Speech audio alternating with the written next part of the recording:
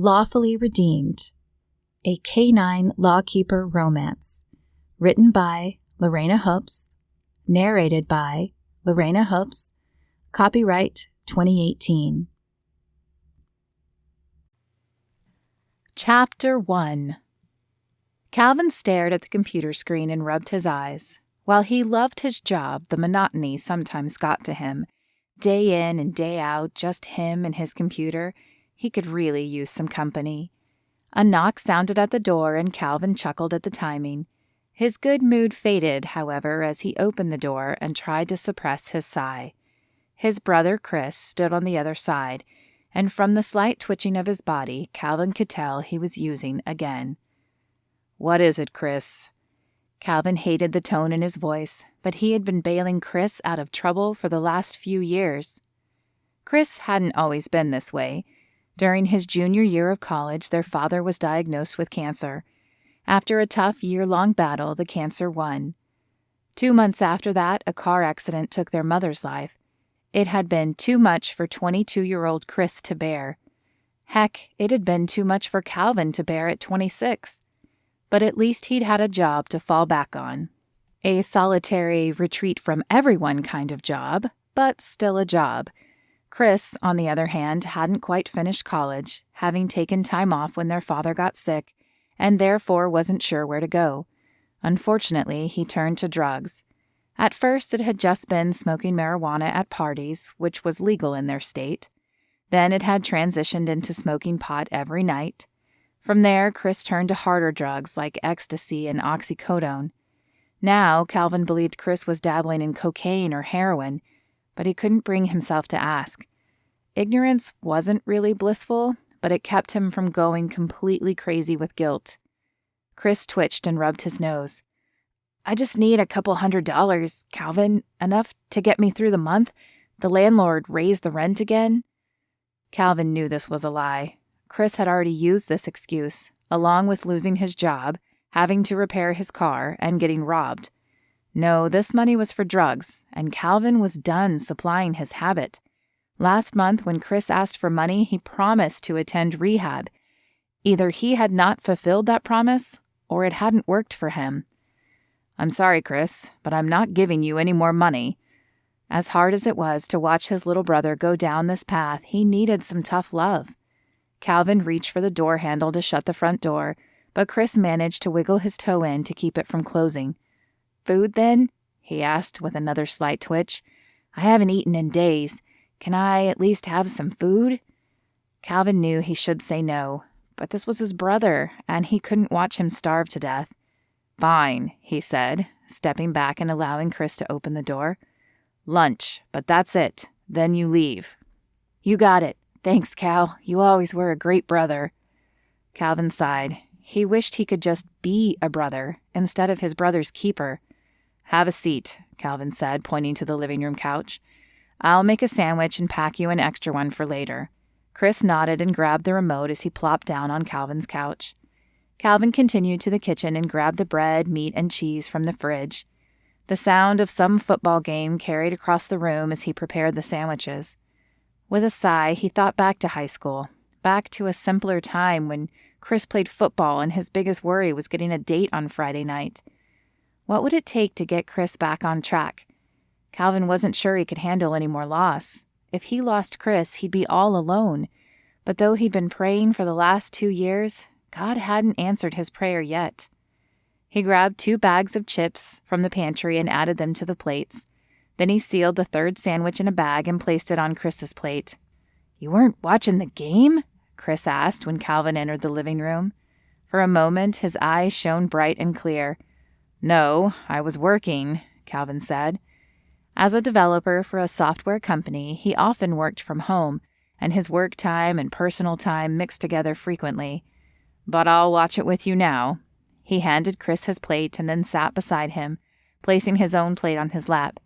"Thanks, bro," Chris said, opening the bag of chips and shoving 3 in his mouth. "They're down by a touchdown, but they might be able to pull it out," he said around his mouth full of food. Calvin bit back a smile. It was nice to see Chris as he remembered him, even if it only lasted an hour or so. As he bit into his own sandwich, he sent another prayer heavenward. Lord, please help Chris. Help him get clean and see the error of his ways before he ends up dead. Chris's sandwich and chips were gone before the first commercial break. Calvin would have made more, but Chris didn't ask. When the game ended, Chris tucked the extra sandwich in his jacket pocket as he stood up to leave. Hey, Calvin, he said, digging the toe of his shoe into the carpet. If I needed help, not financial, but, other help, would you be there for me? The stress on the word other led Calvin to believe Chris was asking for help in hiding, making, or selling drugs, all things Calvin would never do. He sucked in a deep breath as he thought about his answer. I love you, Chris. I do. But I won't do anything illegal, not even for you. Chris nodded, his shaggy brown hair swishing against his pale skin. Yeah, I got it. Thanks for the food, though. You're welcome. After one final awkward stare, Chris shuffled to the front door. As the door closed behind him, Calvin leaned against it and sighed. Giving tough love was not easy, and he hoped he was doing the right thing. Chapter 2. What are you doing, DP? Dani Higgins stopped her jiggling leg and sat up. I'm just anxious, I wish we had a case. Sydney here is ready to work. She reached down and patted the head of the German shepherd at her side. Danielle, or Dani, as her fellow officers called her, except for Aaron, who insisted on using her initials, had recently transferred into the Canine unit. Her dog, Sydney, had just graduated. Neither had showed off their skills yet, but both girls were ready. Aaron Jones, her training partner, shook his gray-streaked head. When you've been at this job as long as I have, you'll enjoy the time when nothing crazy is going on. Mount up, you two, Lieutenant Craig said, entering the area. What's going on? Aaron asked.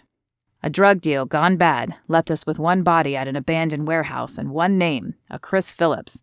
We're headed to his place and we want the dogs along to sniff for drugs, Lieutenant Craig answered. Dani tried hard not to smile as she grabbed her gear and Sydney's leash.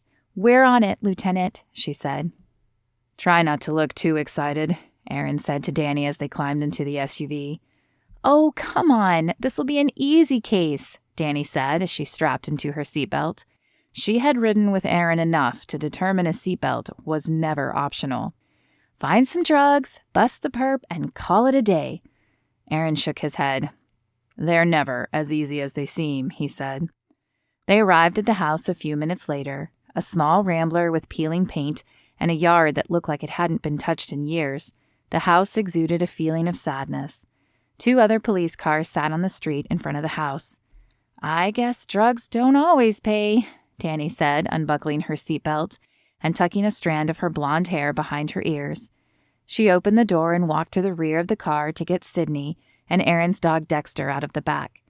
Follow my lead, Aaron said, taking the leash from Dani. He led the way up the overgrown pathway into the sagging porch, which appeared in dire need of repair. Another officer stood just inside the open door. Come on in, he said, but watch your step. The house hasn't been well taken care of. Dani and Aaron led the dogs carefully into the house. Okay, girl, Dani said, leaning down to Sydney. We are looking for drugs. Go find 'em. Sydney sniffed the floor. At the hall closet, she pawed and whined. There might be drugs in here, Dani shouted to her fellow officers.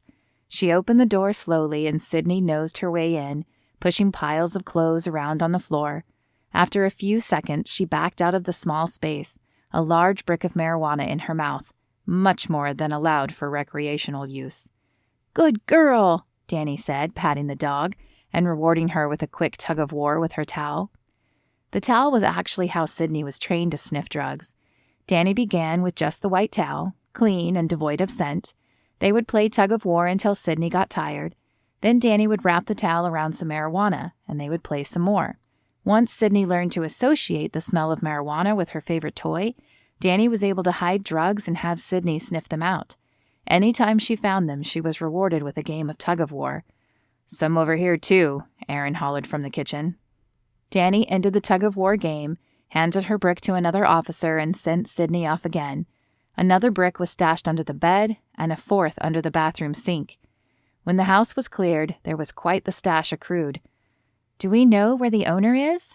Dani asked Lieutenant Craig when the search was complete. "On the run, we assume. We'll have to return to the precinct and check the database to see if we can find family or friends who might have an idea of his whereabouts." "It seems odd he would leave without the drugs, doesn't it?" Dani pressed. "It does, but we don't have the full picture of what happened at that warehouse. If Chris wasn't killed, whoever killed the man we found might be after him. All we know is that he was there. Either way, we'll keep looking." Chapter 3. Calvin sighed with relief when the knock at the door sounded. He had been up all night worrying about Chris. Yes, his brother needed tough love. But Calvin couldn't shake the feeling that Chris might be in real trouble this time. His brown eyes had held a sadness, but as Calvin thought more about it, he wondered if they also held fear. His relief was short-lived, though, when he opened the door and found not Calvin, but 3 police officers and 2 German shepherds. "Calvin Phillips?" "Yes, I'm Calvin. What kind of trouble was Chris in?" "I'm Lieutenant Craig, and this is Officer Jones and Higgins. We're looking for your brother, Chris Phillips." "He's not here," Calvin said, but as he spoke, the 2 German shepherds tugged on their leashes, straining to enter the room. "The dogs say otherwise. Do you mind if we look around?" Lieutenant Craig asked. Calvin would have allowed them in even if the man hadn't resembled Arnold Schwarzenegger. He backed against the wall, allowing the officers and canine dogs into his apartment. The dogs made a beeline for his couch, and after a moment of sniffing, one pulled a mitten triumphantly from the couch cushions. As the officer, a trim blonde, turned her hazel eyes on him, Calvin spoke up. "Chris was here yesterday. He must have dropped the mitten when we were watching the game, but I swear to you he's not here now." "Do you know where he might be?" Lieutenant Craig asked. With his close-cut hair and steely gaze, Calvin wondered if he were ex-Marine. "I thought he went home to his place when he left here." He glanced around at the dogs and the other 2 officers searching the rest of his place. "Is he in trouble?" The lieutenant's eyebrow arched. "He didn't tell you?" Calvin shook his head. "I didn't let him. He came here yesterday looking for money, but I didn't give him any. We watched the game and then he left. Your brother is a person of interest in a homicide case." Calvin's jaw dropped as his eyes widened. "Homicide? No way. Not Chris. He's made some mistakes, but he's no killer." "If he's not responsible for the murder," Lieutenant Craig said, "then it's very likely some bad men are looking for him. We can definitely place your brother at the scene. It would be in his best interest for you to tell us of any place he might hide." Calvin could think of only one place, but he couldn't give the information to the police. He needed to check it out first and hear Chris's side of the story. What kind of trouble had he gotten himself into now? "He works overnights at the Walmart in Lacey. It's possible he's staying with a coworker if he's not at his house, but I don't know who he hangs out with there." "That's fine. We can check. Thank you for your cooperation, Mr. Phillips." "House is clear, Lieutenant," the male canine officer said as the 2 reappeared in the living room. He was much older than his female partner, with salt and pepper hair and leathery skin. "If you see him, here's my card," the lieutenant said, holding out a white business card. "You should call." Calvin took the card and nodded. He politely ushered the cops to the door, but as soon as the door closed behind them, he turned the lock and headed for the hall closet. After a little digging, he found his duffel bag and hurried to the bedroom to pack. After tossing his bag on the bed, he flicked on the television to check the local weather. A storm was coming, and he needed to know how much time remained before the snow arrived and increase the chances of getting stranded in the cabin for a few days. "The storm is expected to hit late tonight, with the heaviest snow hitting the Cascade foothills. 5 to 7 inches of snow is predicted in the foothills, with 1 to 3 inches in the surrounding areas closer to the sound." Though the woman continued, Calvin stopped listening. If 5 to 7 inches were expected tonight, he better plan to be there for a few days. Sometimes the cabin didn't get as much snow as predicted, but as it lay near Evergreen Ridge in a heavily wooded area, it sometimes suffered from silver thaws. These were dangerous ice storms that sometimes caused tree branches to fall and block the roads. After packing his clothes and toiletries, he powered up his laptop to send a message to his employer. Calvin had enough vacation days saved up he could afford to take a few days off. He just hoped it wouldn't be any longer than that. He tapped out the email, hit send, and then grabbed the bags. Calvin was about to start the truck when he realized he would need food. He hadn't been at the cabin in ages, and he had no idea what might be there. After locking the truck, he hurried back inside to grab some food from the fridge, along with a few canned items. With haste, he tossed them into another bag and returned to the truck. "Lord, please let me get there before the snow," he prayed as he shoved the key in the ignition and turned. The truck roared to life, and Calvin backed it out of the space. He just needed 4 hours.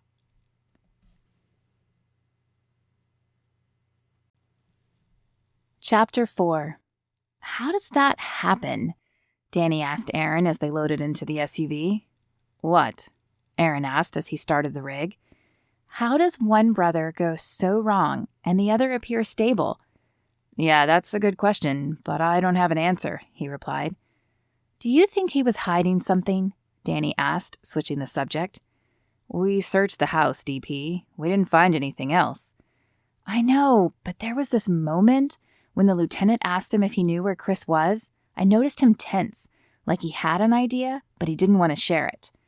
Aaron glanced away from the road long enough to flash her an incredulous look. "You've been watching too much Criminal Minds, DP." "Maybe," Dani said, but she knew what she had seen. Her attention to detail was one of the things that made her a great cop. Having always loved puzzles, she excelled at the kind where you looked at a scene, and then when something moved or disappeared, you figured out what. Aaron was more old school. He wasn't a bad cop, and Dani would never do anything to propagate stereotypes. But if cops really did sit in donut shops, she always felt Aaron would be the one. He enjoyed his coffee and breakfast every morning, and while top-notch when at work, Dani knew he didn't take work home with him. But he had a wife and kids, and Dani had Sydney. Dani wanted more. The husband, the house, the 2.5 kids. She already owned the dog. But she was picky. After watching her own mother marry and divorce 3 times, Dani didn't want to go through that. She wanted her marriage to be right, to be to the one, if such a thing existed. She thought she had found it with James, but shortly after he proposed, she found out he was also dating his secretary.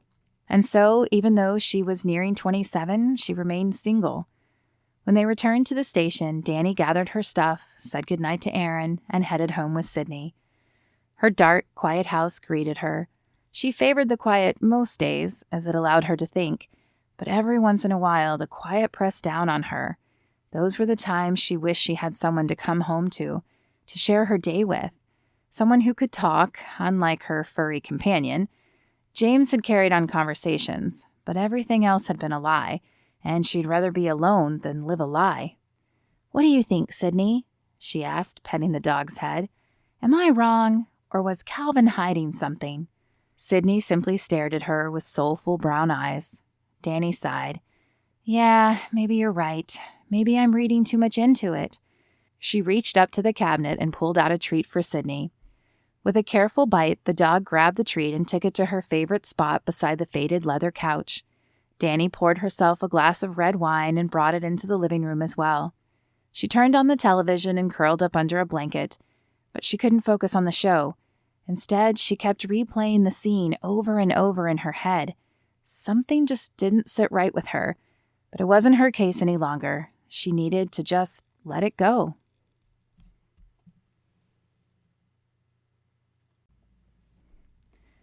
Chapter 5. Calvin pulled up to the cabin just as the first flakes of snow began to fall. He saw no other car, but Chris might have hitched a ride or taken the bus. The nearest stop lay a few miles away, but he could have walked the distance. Calvin parked the truck in front and grabbed his bags. The front porch creaked and groaned under his weight, and Calvin made a mental note to fix it soon. He couldn't remember the last time he visited the cabin. Definitely some time ago. Lots of little repairs probably needed to be done.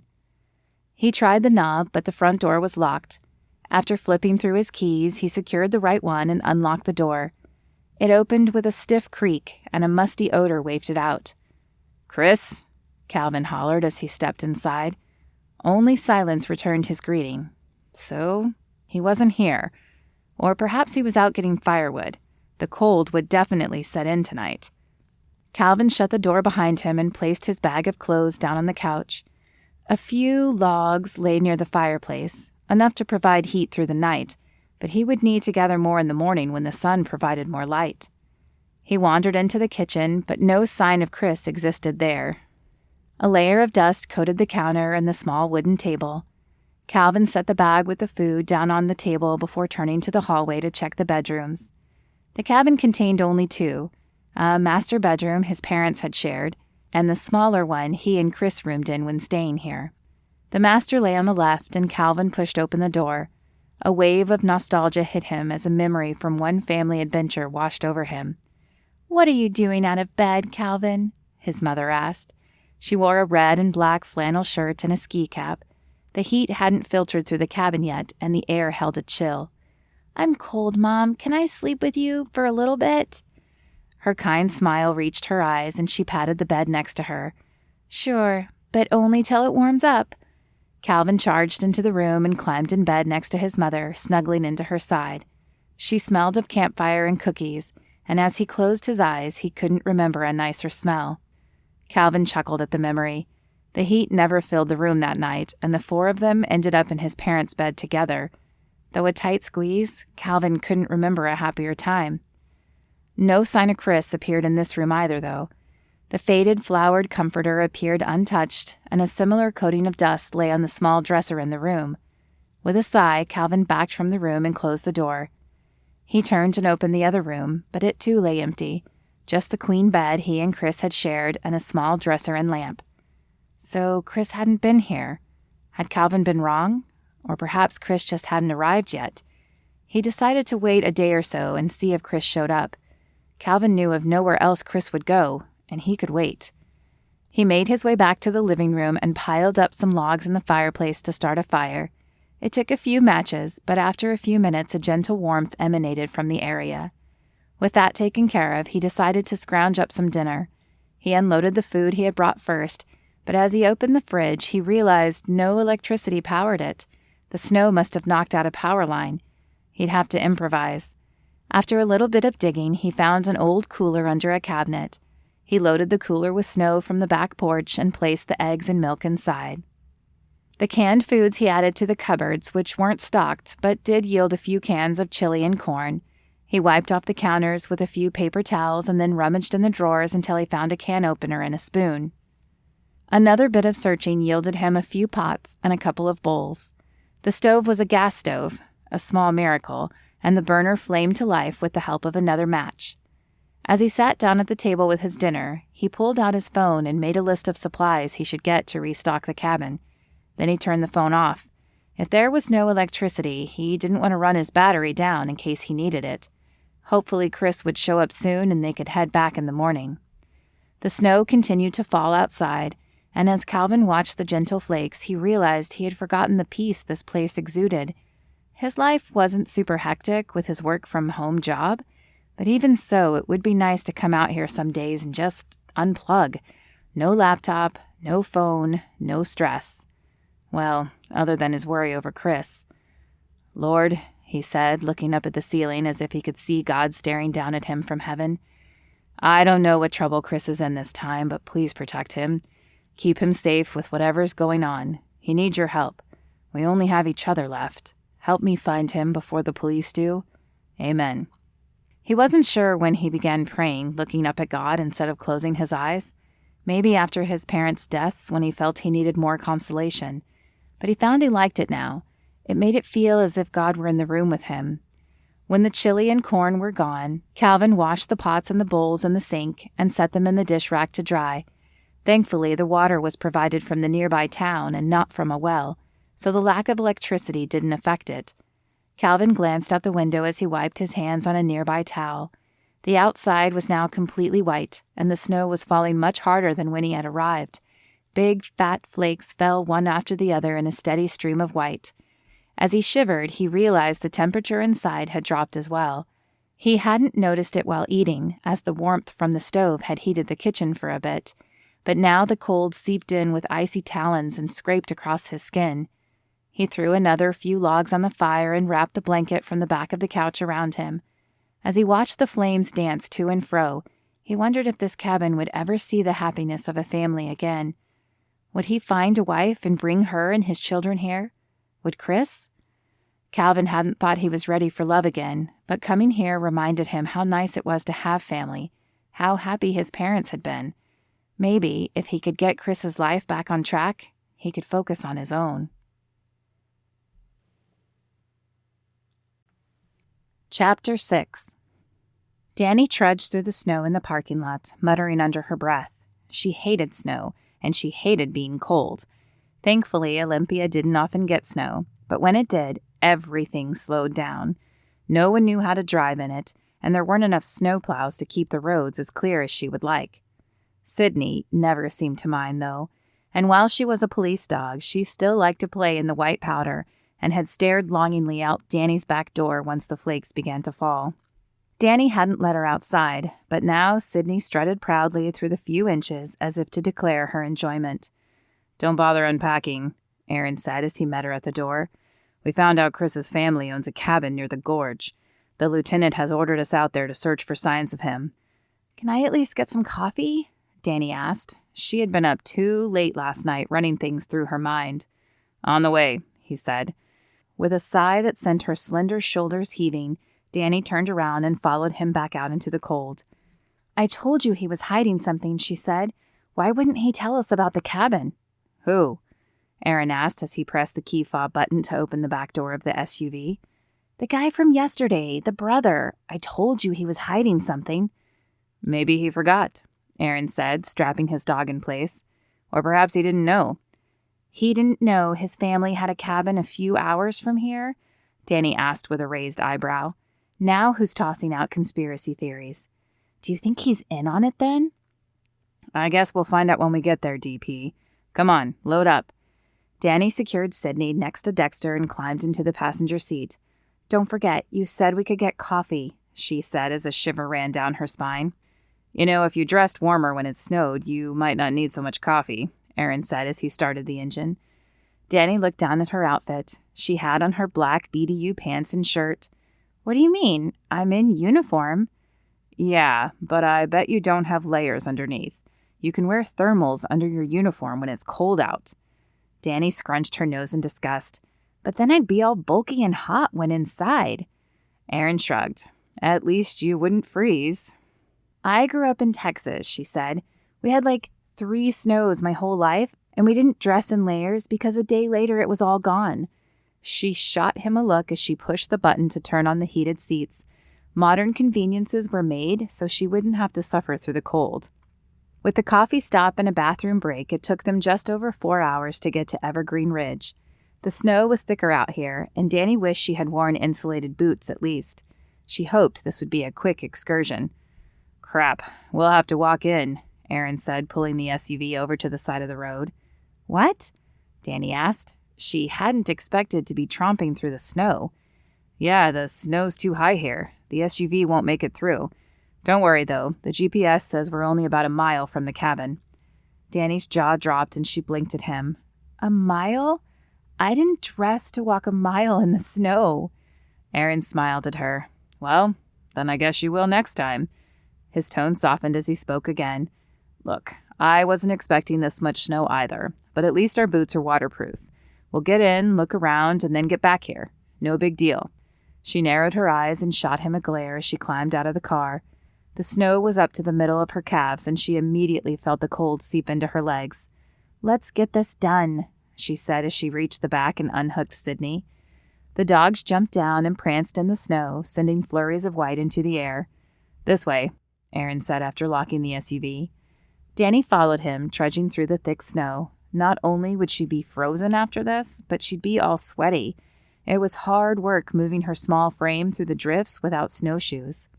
As they walked, the trees grew closer to them, crowding in and creating a quiet serenity.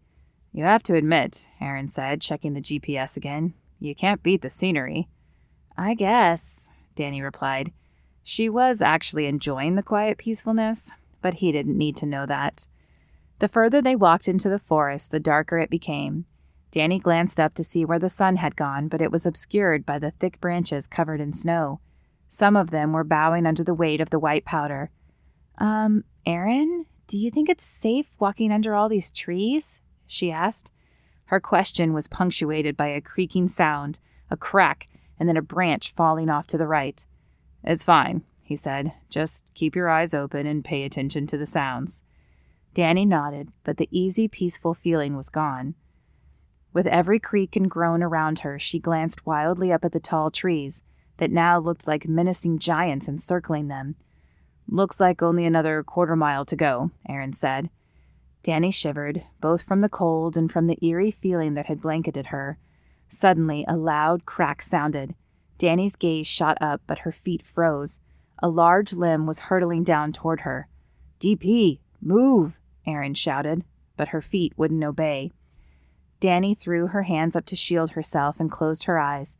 Pain like she had never felt seared through her, knocking her to the ground and stealing her breath. "DP?"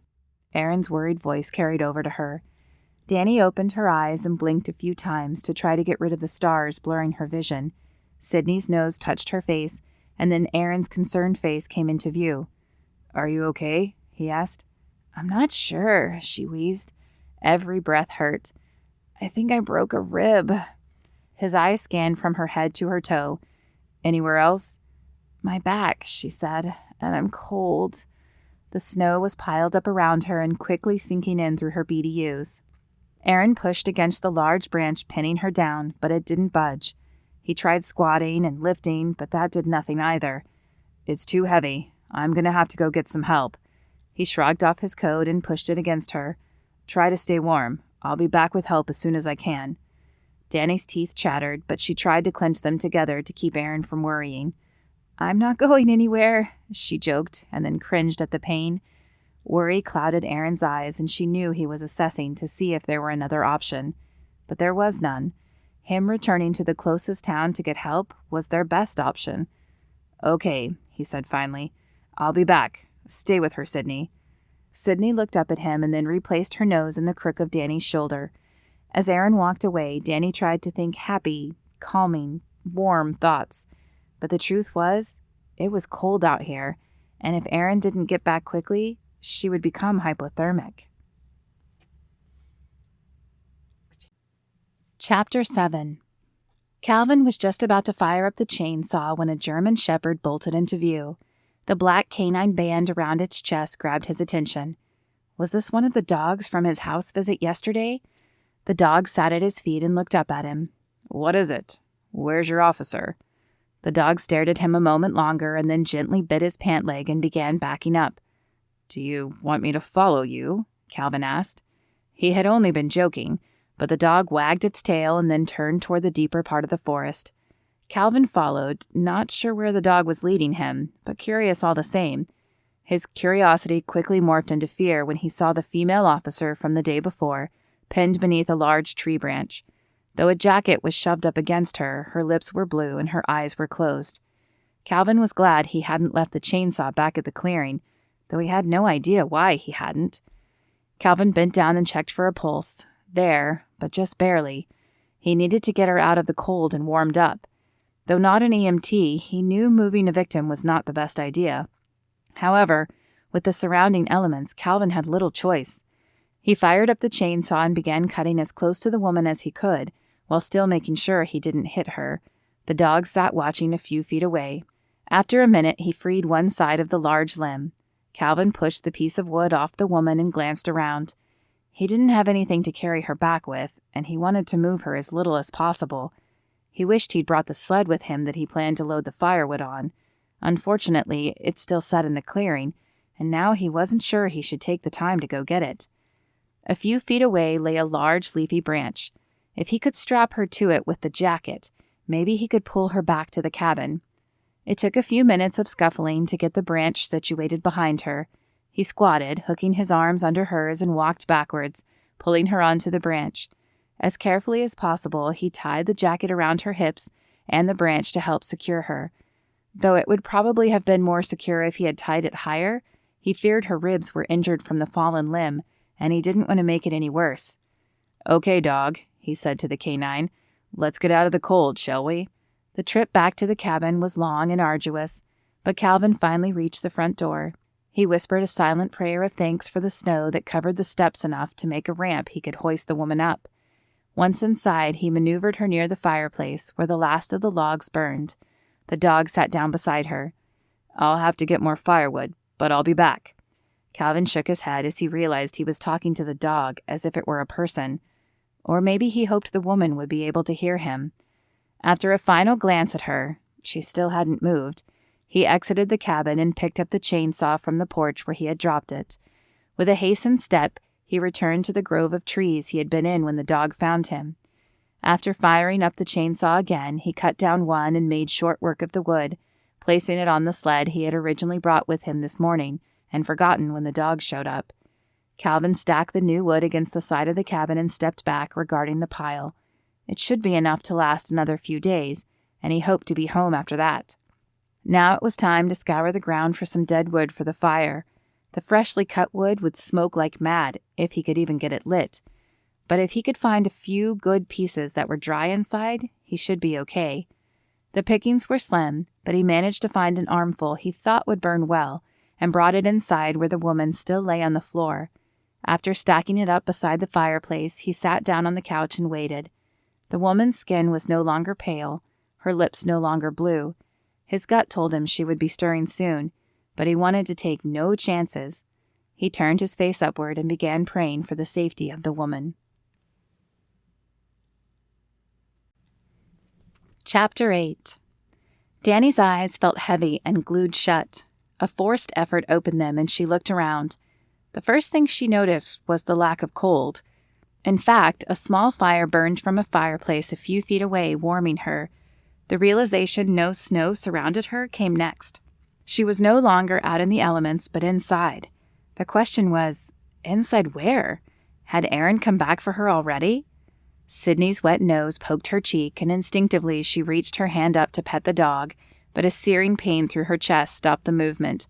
"Ugh," she groaned. "Where does it hurt?" The voice was not one she recognized, but a moment later a slightly familiar face appeared in her vision, the man from the previous day. "You," she wheezed. "Where's your brother?" "Not here," the man said with a shake of his head. "But really, is that your biggest concern in your condition?" "I'm fine," Dani said, and grimaced as the pain pounded again. She didn't know this man, but she hated that he was seeing her in this condition. Dani learned long ago as a woman in a male-dominated career, she needed to be tough, even when she felt like death. It was one reason she opted to shorten her name to the more masculine form. "Yes, I can see that," he said, a smile tugging at his lips. "Still, we should check you out to determine the extent of your injuries. I don't want you to move anymore until we determine there won't be lasting damage." "What are you, a doctor?" Dani asked. "No, but I interned with EMTs one summer. I don't know much, but I'm all you've got right now." "My partner will be back soon, so you better not think of trying anything," Dani said. She hated that the pain kept her from standing and arresting him herself. "I'm not your enemy," the man said, and ran a hand through his brown hair. A woody, smoky scent drifted to Dani's face. "Look, why don't we start over? I'm Calvin, and you are—" Dani paused, weighing her options. She was basically at the mercy of this man until she healed. In her current condition, she could barely move. There was no way she could give chase and apprehend a suspect. Besides, her gut told her he wasn't involved in whatever his brother was, and she had learned to trust it a long time ago. "Dani," she replied. "Okay, Dani. I'm almost positive your ribs are bruised, if not broken, since the tree was across them. But do you hurt anywhere else?" Dani performed a mental analysis of her body. Her head throbbed slightly, but probably only from the fall. She could wiggle her toes, so she didn't believe she had injured her back. "No, I think it's just my ribs. I imagine I'll be sore, but I can probably sit up if you can help me." Calvin bit his bottom lip and his brow furrowed, but he reached out a hand. "Okay, if you're sure, but let's take it slow." As his arm slipped under her neck, a tiny jolt of electricity shot through Dani. Her eyes flicked up to his, and from his widened gaze, she believed he felt it too. She didn't have time to think about it long, though, as the pain increased as soon as she moved. Darkness clouded her vision, and she forced her eyes shut to try to combat the wave of nausea erupting in her stomach. With slow steps, they made their way to the couch, and Calvin helped her lie down. Dani tried to control her breathing, as every breath hurt, and the short walk left her winded. "Thank you," she said, holding her chest. "Let me get you some ice and see if I have any Tylenol," Calvin said, and hurried into the kitchen area. He searched for the pain medicine first, finding an old bottle in one of the cabinets. The ice pack, however, proved to be trickier. Though one resided in the freezer, it was only slightly cool now due to the lack of electricity. After a little more rummaging, Calvin found a Ziploc bag big enough to hold the ice pack. He shoved the pack in and then opened the back door, scooping up more snow and filling the bag around the pack. It wasn't perfect, but hopefully it would help. With the bag in one hand and the bottle in the other, he returned to the living room. Dani took the bottle first, opened the lid, and shook out 2 pills, which she downed without a drop of water. Then she took the pack with a slight smile and placed it on her ribs. "How come you didn't become an EMT? You seem good at it." Calvin's face fell and he rubbed a hand across his chin. "I wanted to, and then my dad got sick. I took some time off to help my mom with him. He was a fighter, but the cancer got him in the end." Dani's heart ached at the pain etched in Calvin's face. It was clear he had cared greatly for his father. "After that, I went back to it, but it was harder. I kept thinking I should have been able to save him, you know? Then my mom was killed in a car accident a few months later. I wasn't on shift, and I couldn't have done anything even if I had been, but I couldn't stay in it. Just didn't have the heart anymore. Plus, Chris was still in college, and I needed a better-paying job to help him out. So I fell back on computer programming. It paid well, and I didn't have to be around people." "Is that when Chris turned to drugs?" Calvin sighed. "Yeah, I turned to work, and he turned to drugs. He's no killer, though." "You should have told us about the cabin, Calvin." "I understand," he said, "but I wanted to hear Chris's side myself. He's my brother, you know?" Dani didn't really know what that was like. She'd been an only child until about the age of 6, when her mother first remarried. Then her half-sister Gabby had been born. A few years later, Dani's mother had divorced Gabby's father and married Ray. She'd had twin boys with him, Derek and Eric. The next year, they had divorced.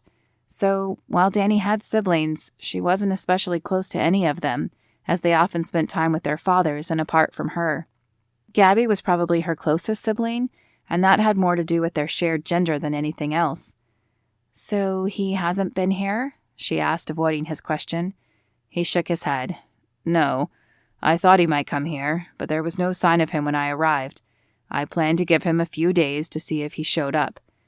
"If my partner doesn't find us first, we should head out tomorrow to find him.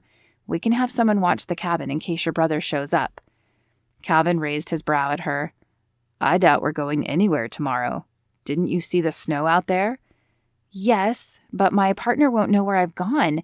I can't just disappear." "Your partner might not even be able to get back. There's another storm expected tonight, and it will probably close the road in." Dani's eyes widened. "You mean I'm stuck here?"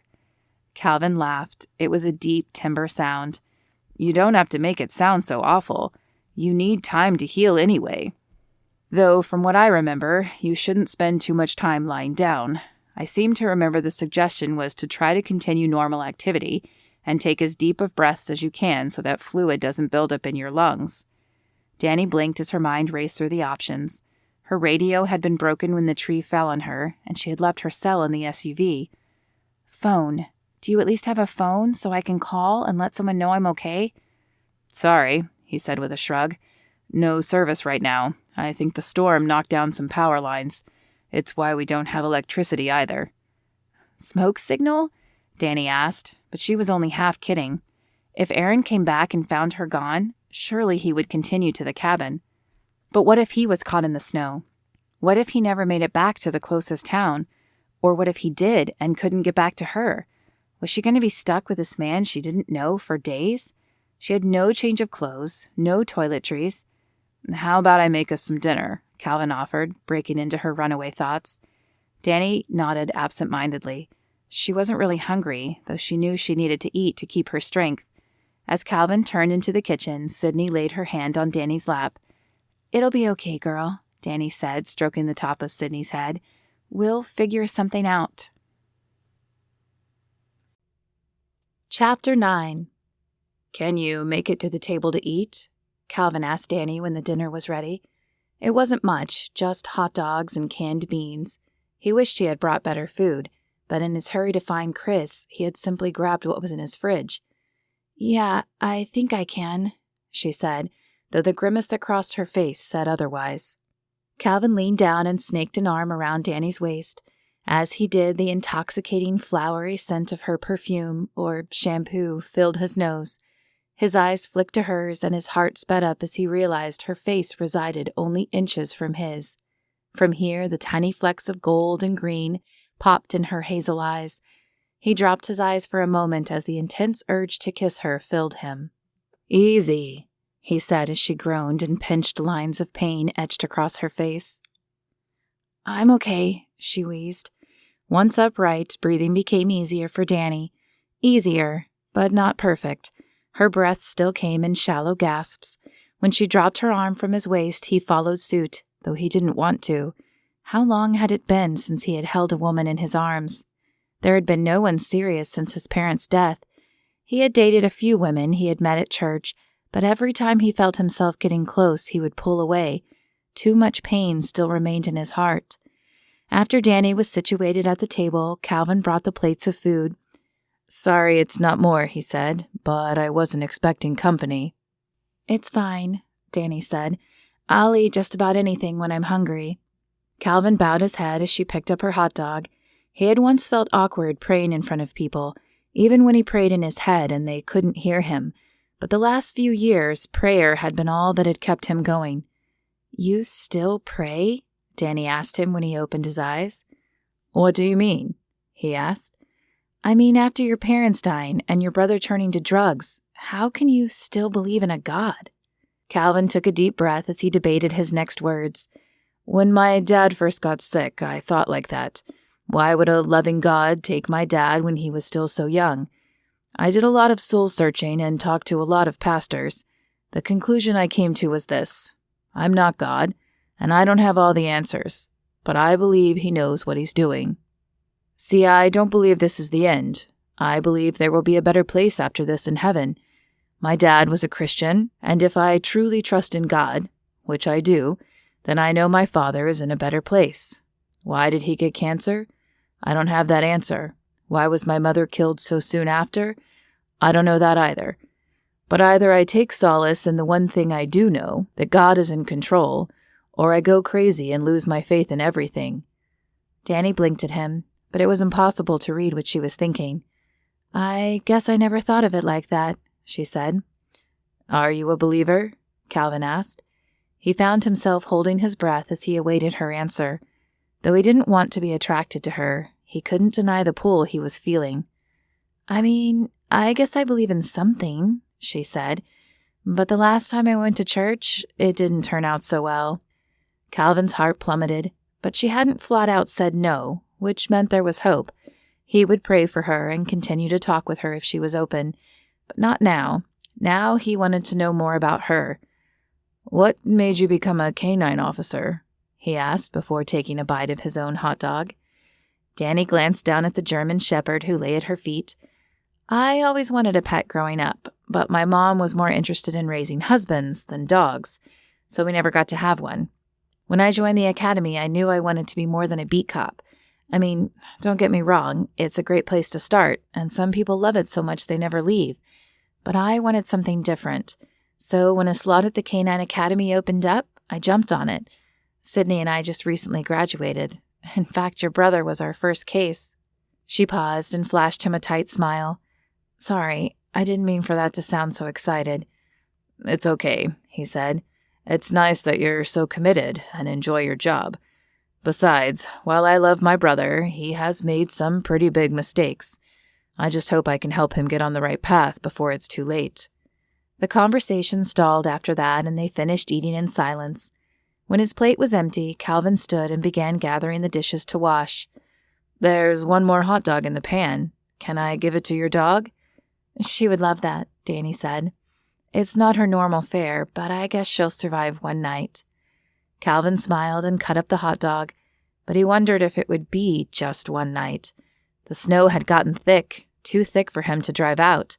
He could probably walk the mile to the road in hopes of finding someone to help, but he wasn't sure Dani could in her condition. She hadn't said a word about the pain, but he could see the grimace of pain every time she moved or took too deep a breath. He placed the cut-up wiener on the floor for the dog and then finished the dishes. "Would you like to play a game?" he asked Dani as he hung the towel over the rack to dry. "I could fire up a lantern and we could dust off one of the old board games." The sun had quickly lowered position in the sky and only a faint beam of light sneaked in the windows.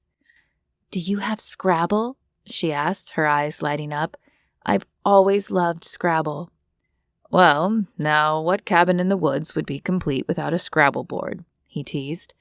Calvin retrieved the game from the hall shelf and placed it on the table for her to set up while he lit a lantern. "Did you play Scrabble often?" she asked when he rejoined her. The board was set up and all the tiles were laid face down. "My mom and I did," he answered, thinking back. "But Chris and my dad were usually off playing in the woods or fishing." "You didn't like fishing?" she asked with a teasing twinkle in her eye. Calvin chuckled. "To be honest, I found it boring. I generally preferred reading or building a computer program." "What's your favorite book?" She flipped over a tile, revealing a 1-point I, and frowned. Calvin flipped over the 10-point J and smiled. "Cheater," she said as she swirled the tiles around. "I guess my favorite book was The Princess Bride," he said as he picked up his 7 tiles to start with. "No way," she said. "Yes way. You do know it was a book as well, right?" "Yes, I know it was a book," she said, wrinkling her brow at him. "It was my favorite book, too." He stared at her, unsure if she were serious or jerking his chain. "I mean, the movie was great, but the book was even better. Though I have to admit, I found myself saying, 'Inconceivable,' just like the actor as I read the book again after watching the movie." "Me too," he said, and for a moment they shared a look. Then she broke the connection. "I should warn you, I kick tail at Scrabble." "Ha! You can try." With a flourish, he laid the word jumped down on the Scrabble board. 23 points with a double word score makes that," he paused as he pretended to count, 46. "That's pretty good," she said, "but the game is just beginning." Calvin smiled as Dani scrutinized her tiles. Her lips twisted into a funny shape and lines broke out on her forehead as she thought, but Calvin still found her attractive. In fact, he found his attention drawn to her lips. What would they feel like? Taste like? Her blonde hair just brushed her shoulders, and Calvin wondered how it would feel against his hand. "Hey, Earth to Calvin," Dani waved a hand in front of his face. "It's your turn." "Right, sorry." With great effort, he pushed thoughts of Dani's lips from his mind and focused on his letters. Chapter 10. Dani regarded Calvin as he concentrated on his tiles.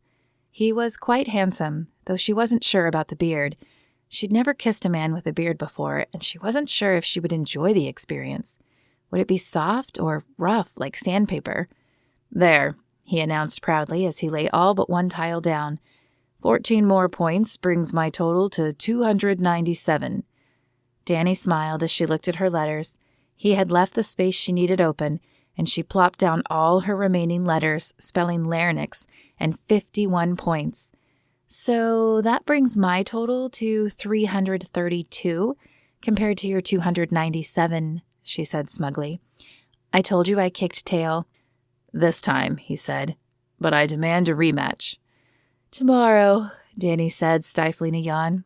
"I was up too early today." "I'll hold you to that," he said with a smile.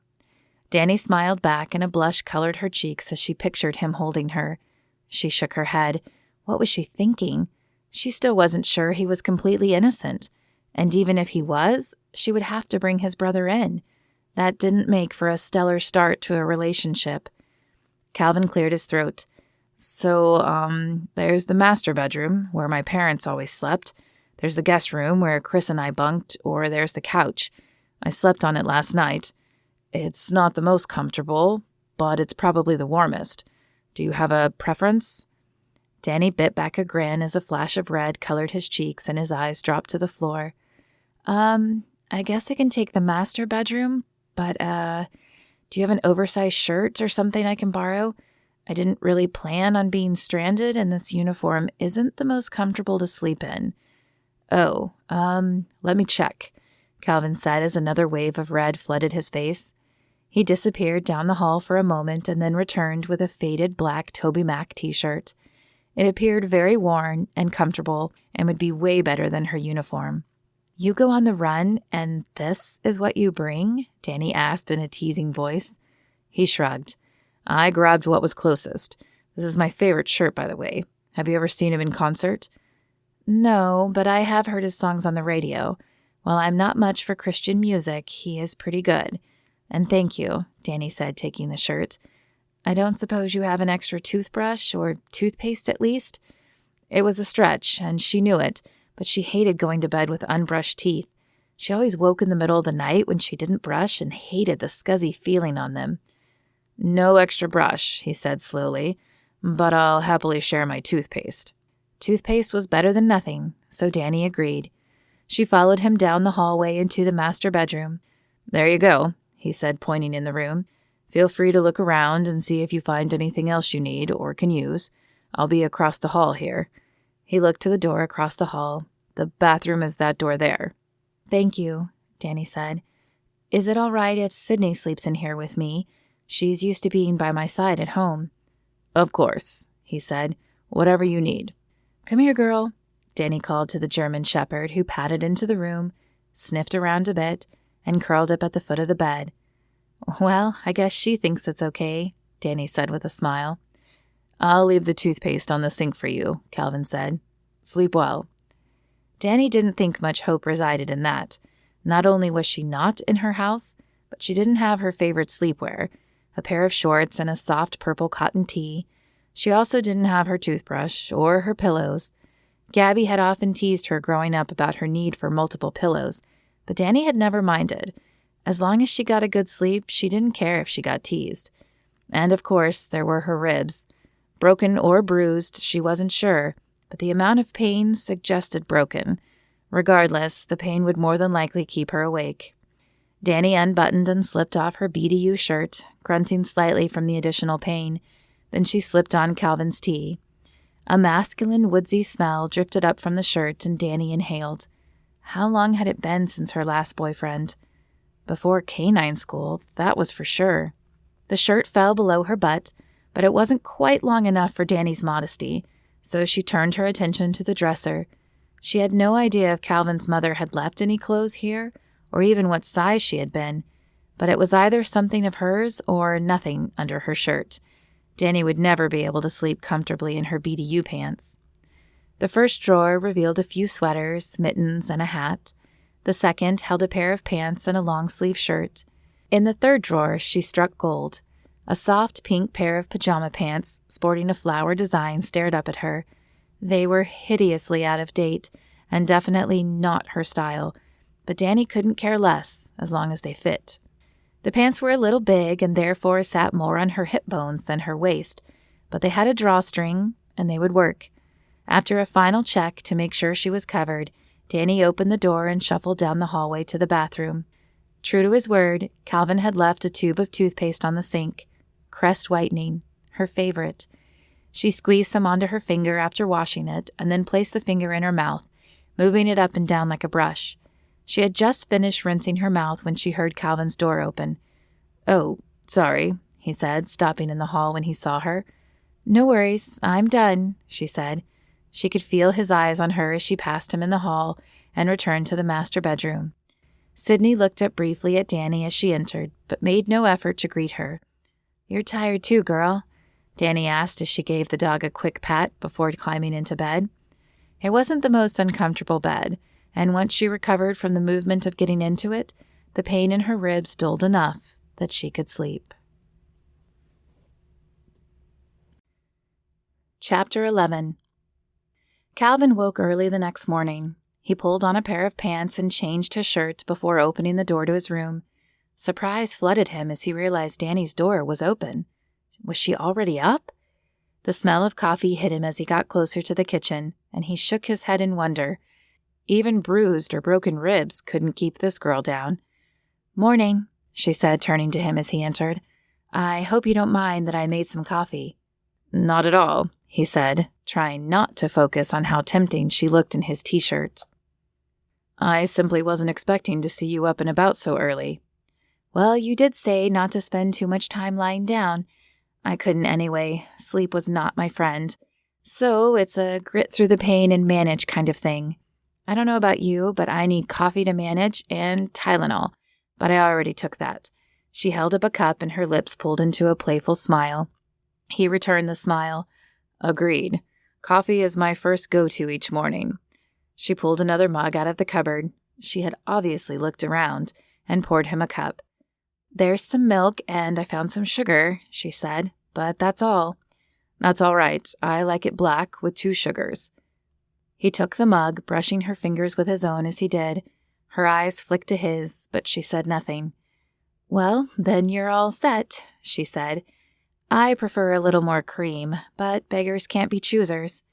As Dani took her mug to the table and gingerly sat down, Calvin fired up the stove and made them some eggs. He wished he had thought to bring bacon, too. For some reason, he wanted to impress Dani. "So after breakfast," she said after chewing a bite of eggs, "can we try to find my partner? I want to make sure he didn't get stuck. We didn't have much protective gear in the truck, and he and Dexter could be freezing." "Dexter?" Calvin asked. "His canine." "Oh, right. Are you sure you fill up for it? I doubt my truck will make it out of the snow, so it would mean walking." "We have to at least try," she said.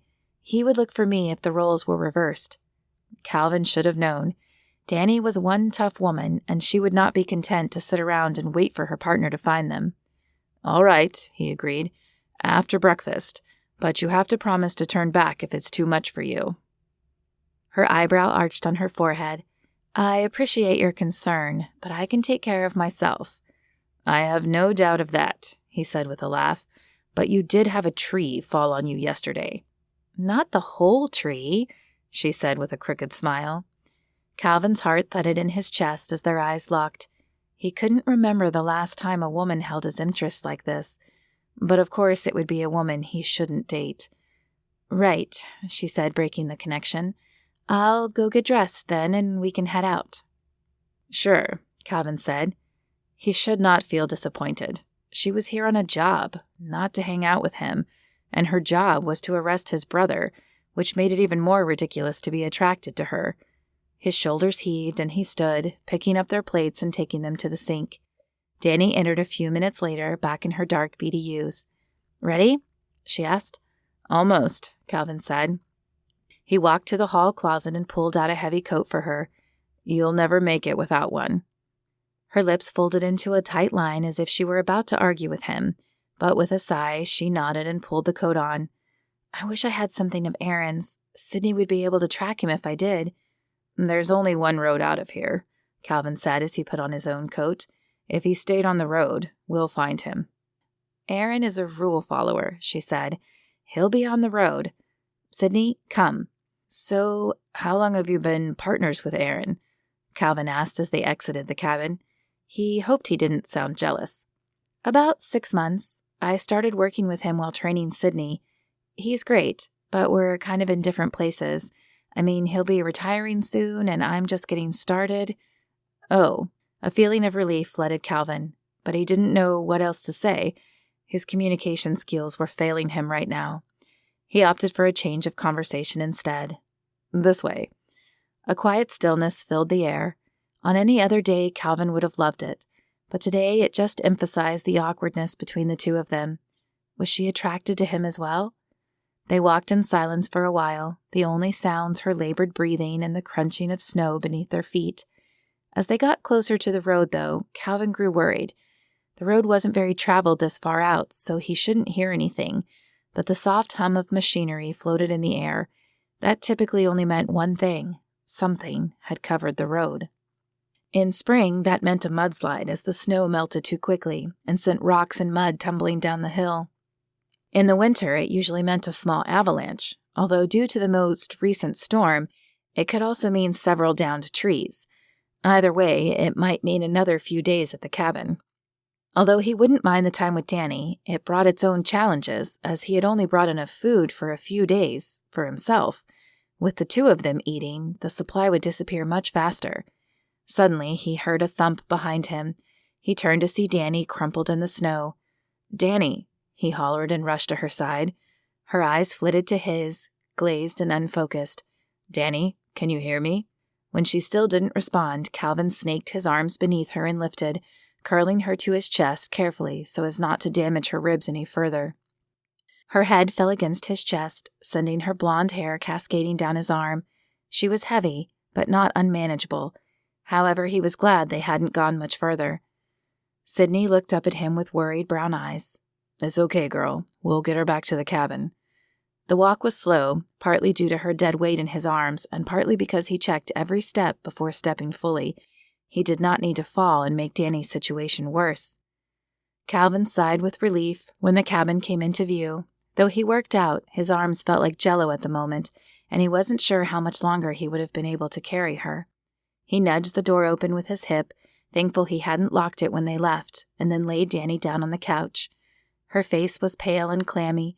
With a gentle touch, he brushed her hair from her forehead and started at the heat coming off her. He unzipped her coat and pried her arms out of the sleeves with a careful deliberateness. Sydney lay her head on the couch beside Dani. Calvin tried to think back to his time as an EMT intern. He hadn't seen a lot of broken ribs, but he didn't think a fever was a good thing. It probably meant an infection. He would have to lower her fever quickly as he had no way to get her to a hospital. Calvin hurried to the bathroom and pulled a washcloth from the closet. He ran it under cool water and then returned to Dani. Her eyes flashed open as he laid the cloth on her head, but he didn't think she saw him. He pulled his cell from his pocket and turned it on. He'd shut it off when he arrived and saw there was no service and no electricity. His hope was that would conserve the battery until cell service was restored.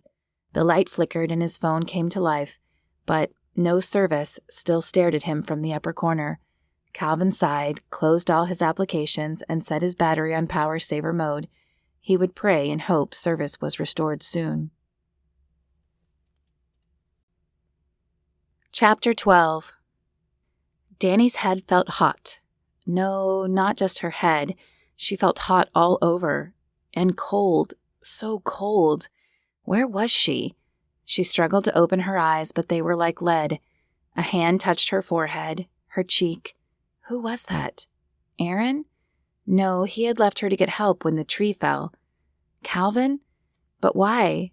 They had been walking to find Aaron, and then... What happened then? Something wet touched her arm. Sydney? She tried to lift her arm, but it too did not respond. Oh, thank God. The voice belonged to Calvin. At least she thought it did. It sounded fuzzy, and she found it hard to concentrate. My name is Calvin Phillips. I'm located in a cabin at... The words faded away for a moment. Injured canine officer and her dog with me. Bruised or fractured a rib, but now she is unconscious and running a fever. The snow is too high. Can you send help? Fever? That would explain the hot and cold sensation she was experiencing. What did that mean, though? Dani? His voice was near her. If she could make her eyes work, she believed she would see his face inches from hers. If you can hear me, Dani, hang on. Help is on the way. His hand again touched her forehead, moved her hair, squeezed her hand. If only she could tell him she was okay. DP? Was that Aaron's voice? How did Aaron get here? Was she dreaming? What did you do to her? Do to her? I rescued her from the fallen tree and warmed her up. She seemed fine this morning, and then she wanted to try to find you. She collapsed in the snow, and I carried her back. You shouldn't have let her go. Yeah, you try telling her that. Hands touched her forehead, her wrist. Other voices spoke, but Dani focused all her energy on listening to Aaron and Calvin. We need to move her now. Whose voice was that? You're coming with me. Dani knew that tone. Aaron meant business. Fine, as long as I can check on Dani afterwards. I think you've done enough. You can't stop me. Watch me. She wanted to tell them to stop fighting, to explain to Aaron that Calvin had helped her, but still nothing seemed to follow her commands. Arms grabbed her feet and under her arms, lifting her up and placing her down on something hard. A stretcher? Pressure fell across her forehead, her feet, and her waist. Then, the sensation of moving. The cool air hit her and she shivered. They were outside? A whirring, chopping sound reached her ears. "We'll take her in the chopper. You can meet us at the hospital." Chopper? They had flown in a chopper for her? "What about my car?" "We'll come back for it when I'm through with you." Dani tried one more time to speak, to tell Aaron he had it all wrong, but it was still no use. As the stretcher moved closer to the chopping noise, darkness overcame her once again. Chapter 13. "Is she going to be okay?" Calvin asked as he followed the officer to the SUV. Officer Jones turned angry eyes on him as he opened the back door and loaded the dogs. "She might be, but if anything happens to her—" "I did my best," Calvin said, cutting the officer off. "You shouldn't have moved her." The slamming door punctuated his sentence. Pain was evident in the officer's voice. He must care for Dani. Were they more than partners? "If I hadn't, she would have died of hypothermia," Calvin shot back. "The road was closed. I couldn't get back. And I couldn't call for help until I had service." The two men stared at each other for a moment in a silent standoff. Then Officer Jones sighed and ran a hand across his chin, stubbled black and gray. "I'm sorry. I'm just worried about her." "Me too," Calvin said before opening up the passenger door and climbing inside. He wondered if he should admit that. If Officer Jones had feelings for Dani, he wouldn't stand in the way. They would share a bond he would never be able to match. "Why?" Officer Jones asked as he slid in the driver's side and inserted the key into the ignition. The engine roared to life and the SUV pulled out slowly, crunching over the snow. "I mean, our job was to arrest your brother, and maybe even you. Why would you care what happens to her?" "Well, first off, because I'm a decent human being," Calvin said, bristling at the inference the officer was implying. "But also because I spent time with her. She's smart and stubborn, and she bested me at Scrabble." "Yeah, DP will do that," Officer Jones said with a smirk. "Why do you call her DP?" Calvin asked with narrowed eyes. "She told me her name is Dani." "It is. Danielle Pascal, to be exact, but she goes by Dani to sound more like one of the guys. I wanted to call her something different, however, and DP kind of stuck." "Pascal? Is she French?" Calvin asked. "No, her mom simply loved the name," Officer Jones said with a laugh. Then, his smile dropped and his lip folded in. "Look, I understand you saved her, but I still have to ask. Do you have any idea where your brother is?" Calvin shook his head. "No, as I told Dani, I went to the cabin hoping he would show up there, but he didn't. I don't want Chris to go to jail, but I'm not hiding him from you." Officer Jones nodded. "That's good." The men drove on in silence. Calvin wanted to ask the officer if he and Dani were involved. It was obvious he cared for her, but he also appeared much older. The gray in his hair and beard led Calvin to believe he was in his late 40s or early 50s, and Dani looked closer to 30. Of course, Calvin knew age didn't always matter in love, but even though he didn't know Dani well, he couldn't see her dating her partner. "She's special, you know." "What?" Calvin asked. The statement had come out of left field. "If you're thinking about pursuing her, you need to understand she's special." "Oh, I wasn't..." Calvin stumbled over his words. Officer Jones fixed a steely gaze on him. "I'm not blind, man. I can see there's an attraction." He turned his gaze back to the road. "Just make sure it's more than a simple attraction before you make a move. DP needs someone who will be there for her. She hasn't had much male stability in her life, and the last thing she needs is someone looking for a good time." "I'm not that kind of guy," Calvin said. "Good." The silence fell again, but Calvin's mind continued to spin. So Officer Jones and Dani weren't together, and it sounded like she was single. But did he want to pursue something with her? She was still an officer looking for his brother, and he didn't even know if she was interested. He needed time to sort through these crazy thoughts banging around in his head, but he also needed to see her, to make sure she was okay, and soon. Chapter 14. Dani opened her eyes and then immediately shut them. The light shone so brightly. Where was she? DP? Dani swiveled her head to the right where Aaron's voice came from. It's too bright, she whispered. What? The lights. Too bright. Her voice sounded scratchy and soft. Oh, right. Footsteps shuffled across the floor and returned. Is that better? She opened her eyes, blinking a few times to get used to the light, but at least this time they remained open. Water? Can I have water? Right. He grabbed the cup sitting on the table near the bed and held it out to her. After a few sips of the straw, the scratchy sensation in her throat subsided. Where am I? She asked, though she discerned it was a hospital. The white bed with silver rails and the sterile environment of the walls gave her that much information. She wondered which one. Gorge River Hospital. Evidently, you collapsed trying to walk out to find me. Calvin carried you back and called 911 when service was restored. We choppered you out. Why did I collapse? Her chest still seemed tight, every breath a chore. An infection in your lung. One of your broken ribs punctured it, and when you went gallivanting around, the infection spread. I was looking for you, she said. I feared you were trapped out in the snow. There was no gear in the car.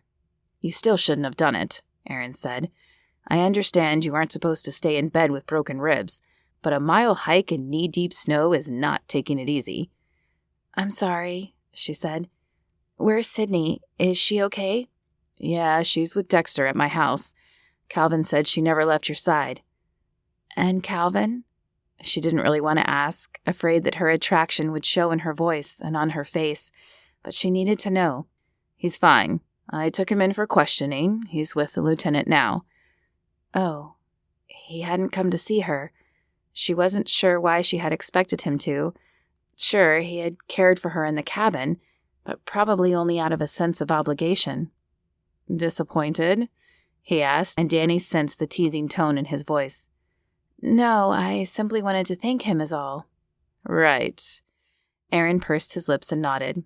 You felt no attraction to him whatsoever. He crawled up Dani's neck as she thought about Calvin's handsome face. She wasn't usually attracted to men with beards, but she couldn't deny she felt something for him.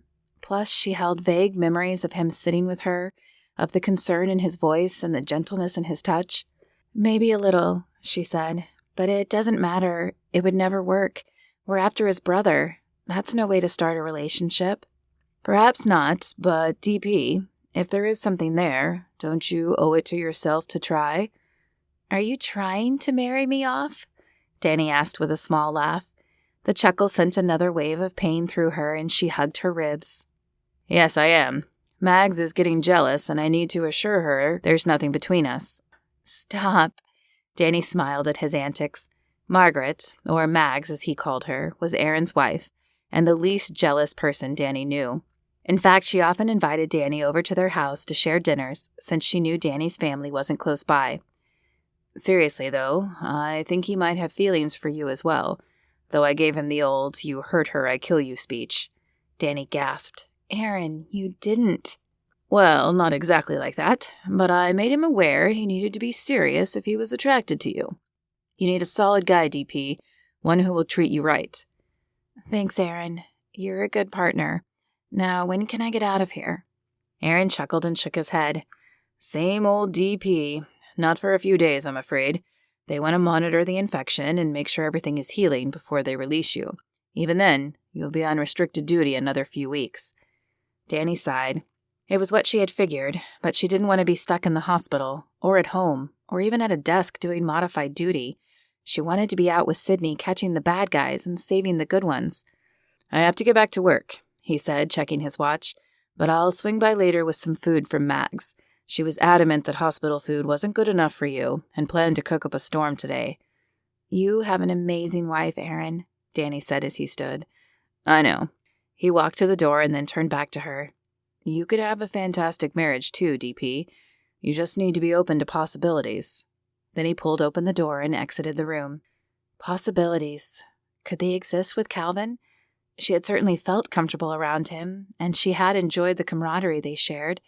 The fact that he loved Scrabble was a plus, and he didn't seem to mind dogs. But he was a Christian, and she... Well, she wasn't sure what she was, but she did want what Aaron and Margaret had. She wanted a husband and kids, the American dream. But would she find it with Calvin? Chapter 15. "Thanks for the ride," Calvin said to the officer who dropped him off at the cabin. Officer Jones had taken him in for questioning, but after an hour the police released him, convinced he wasn't hiding his brother. For all the trouble Chris was bringing him, Calvin wasn't sure who would be harder on Chris, the police, or himself. He unlocked the cabin door and stepped back inside. Since Chris hadn't shown up and the road had now been cleared, no reason to stay any longer remained. Besides, he needed to return to work, but a final stop remained before he could do that. He didn't know if they would even let him in, but Calvin needed to see Dani to make sure she was okay. As he passed the couch, he picked up the blanket he had covered Dani with and folded it. A soft, flowery scent wafted up from it, and Calvin smiled. Among other things, he did enjoy the way Dani smelled, even in her BDUs. He placed the blanket on one corner of the couch and headed down the hall to the room he slept in the previous night. His bag sat on the dresser where he had left it. In no time at all, he gathered up his clothes and repacked the bag. From there, he ventured into the kitchen and packed the last of the perishable food, milk and a few eggs. With those secure in his bag, Calvin gave a final glance around the cabin. Everything was as it had been when he arrived a few days previously, although a little cleaner. He should remember to come back more often after the snow melted. It wasn't that he didn't like snow, but being stuck with no way to get help when Dani needed it had made him enjoy it a little less. Thankfully, the service had been restored in time. The other possibility was simply too devastating to imagine. He slung the bag over his shoulder and opened the front door. The air was still crisp and cold, the ground still covered in white. It was a beautiful sight, and one he wouldn't mind sharing with Dani again one day, if she were amenable, and once she was healed. Calvin shook his head as he locked the cabin door. He was getting ahead of himself, as he didn't even know if Dani was interested. However, the hospital was only half an hour away, so he would find out soon. The Gorge River Hospital was a small one-story building that looked more like a large office park than a hospital. Calvin wondered if Dani was really getting the best care here as he pulled into a space and parked the truck. A single nurse manned the desk in the main room, and Calvin approached her, putting on his best smile. "Can you tell me which room Officer Higgins is in?"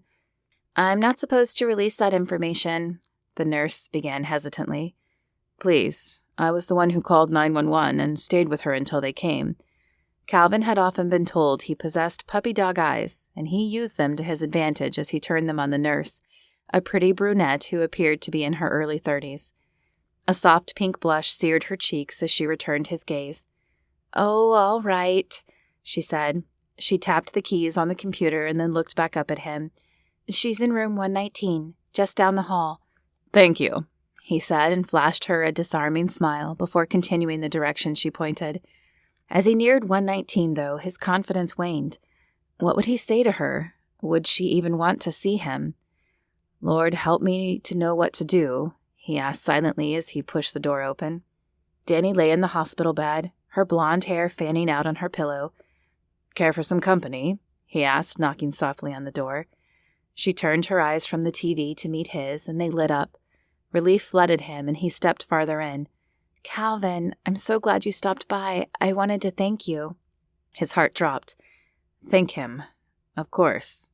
"You're welcome," he said, stepping closer to her bed and letting the door close behind him. "I'm just glad to see you looking better. How long until you're released?" Her nose scrunched in disgust. 2 more days, but then I have to take 3 days off and be on modified duty for another 2 weeks. "And I'm guessing that's a bad thing," he said slowly. She chuckled. "I don't do still. I mean, when I get off work, I guess I do. Drink some wine while Sydney and I watch TV, but that's about it. I much prefer action." Calvin smiled. He may not know her well, but he already understood she didn't like being still. "Well, when you're stuck at home the next few days, are you required to stay at home?" "What do you mean?" she asked, her voice laden with curiosity. "Just that if you're not required to stay home, maybe we could do something. Low-key, of course. I don't want your partner's wrath poured out on me again." "He poured out his wrath on you?" Dani asked, her lips tugging into a smile. "Yeah, read me the riot act for letting you go hiking that morning. I told him I tried to tell you no, but that you are one stubborn woman." This time a full smile appeared on her face. "I am that, aren't I?" "Yes, you are. So what do you say?" "I say yes," she said, and this time when her eyes twinkled, he believed it was for him. "Good." Calvin smiled. He glanced around the room, looking for paper or something to write his number on for Dani. "What do you need?" she asked. "A pen and paper. You know where I live, but I thought it might be better if we discussed plans over the phone, rather than you having to show up at my house to contact me." Dani chuckled softly. "Why don't I just give you my number and you can text me? That way I'll have your number too. Or if you'll get my phone from my bag over there, I can put it in now." "Right, of course," Calvin said, feeling like a fool as he pulled out his phone. "Give me a second to get to the right screen." His finger fumbled on the screen as he tapped the one to get to text messages. "Okay, I'm ready." 360-999-7632, she said. "Okay, got it," Calvin said. "I'll let you get your rest, but let me know when you get out and we'll plan something." "Sounds great." Dani watched Calvin leave and wondered what she was doing. Yes, Calvin's handsome looks sent her heart racing, and he was certainly in shape if he carried her back to the cabin. He'd be able to keep up with her without a doubt, and she had enjoyed his company, but she was still actively looking for his brother. Well, she wasn't actively looking, but her fellow officers were. Could a relationship survive that? "Hey, DP, you look like you're trying to solve the world's problems. What's up?" Dani shook her head and smiled at Aaron, who had snuck into the room, a feat for him, at 6 feet and 200 pounds. "I was just thinking, Calvin came to see me." "Oh, yeah?" he asked, cutting her off. He set the cloth bag he carried on a table and began pulling out containers. And he sort of asked me out," she continued. Aaron's right eyebrow shot up his forehead. "How do you sort of ask someone out?" He opened the container in his hand, took a deep breath, and smiled. "Cinnamon apples, my favorite." "Well, I told him about my confinement to my house upon release, and he offered to get together to combat the boredom." Aaron's forehead furrowed with tiny lines. I might have been out of the dating scene for a while, but I'd say his technique needs some work." Dani laughed and then grabbed her chest when the pain erupted. "Don't make me laugh." "Yeah, it might, but I think maybe he was nervous. The thing is, though, do you think it could work? I mean, his brother is still a person of interest." "Are you planning to date his brother?" Aaron asked as he opened another container. "No," Dani said. "What sort of question is that?" "Well, you aren't planning to date his brother, and you can't work on the case for another month, so I don't see the big deal. We'll probably find him while you're on leave, and you'll never even have to be involved. Maybe the brother won't even be the shooter, and we won't have to arrest him."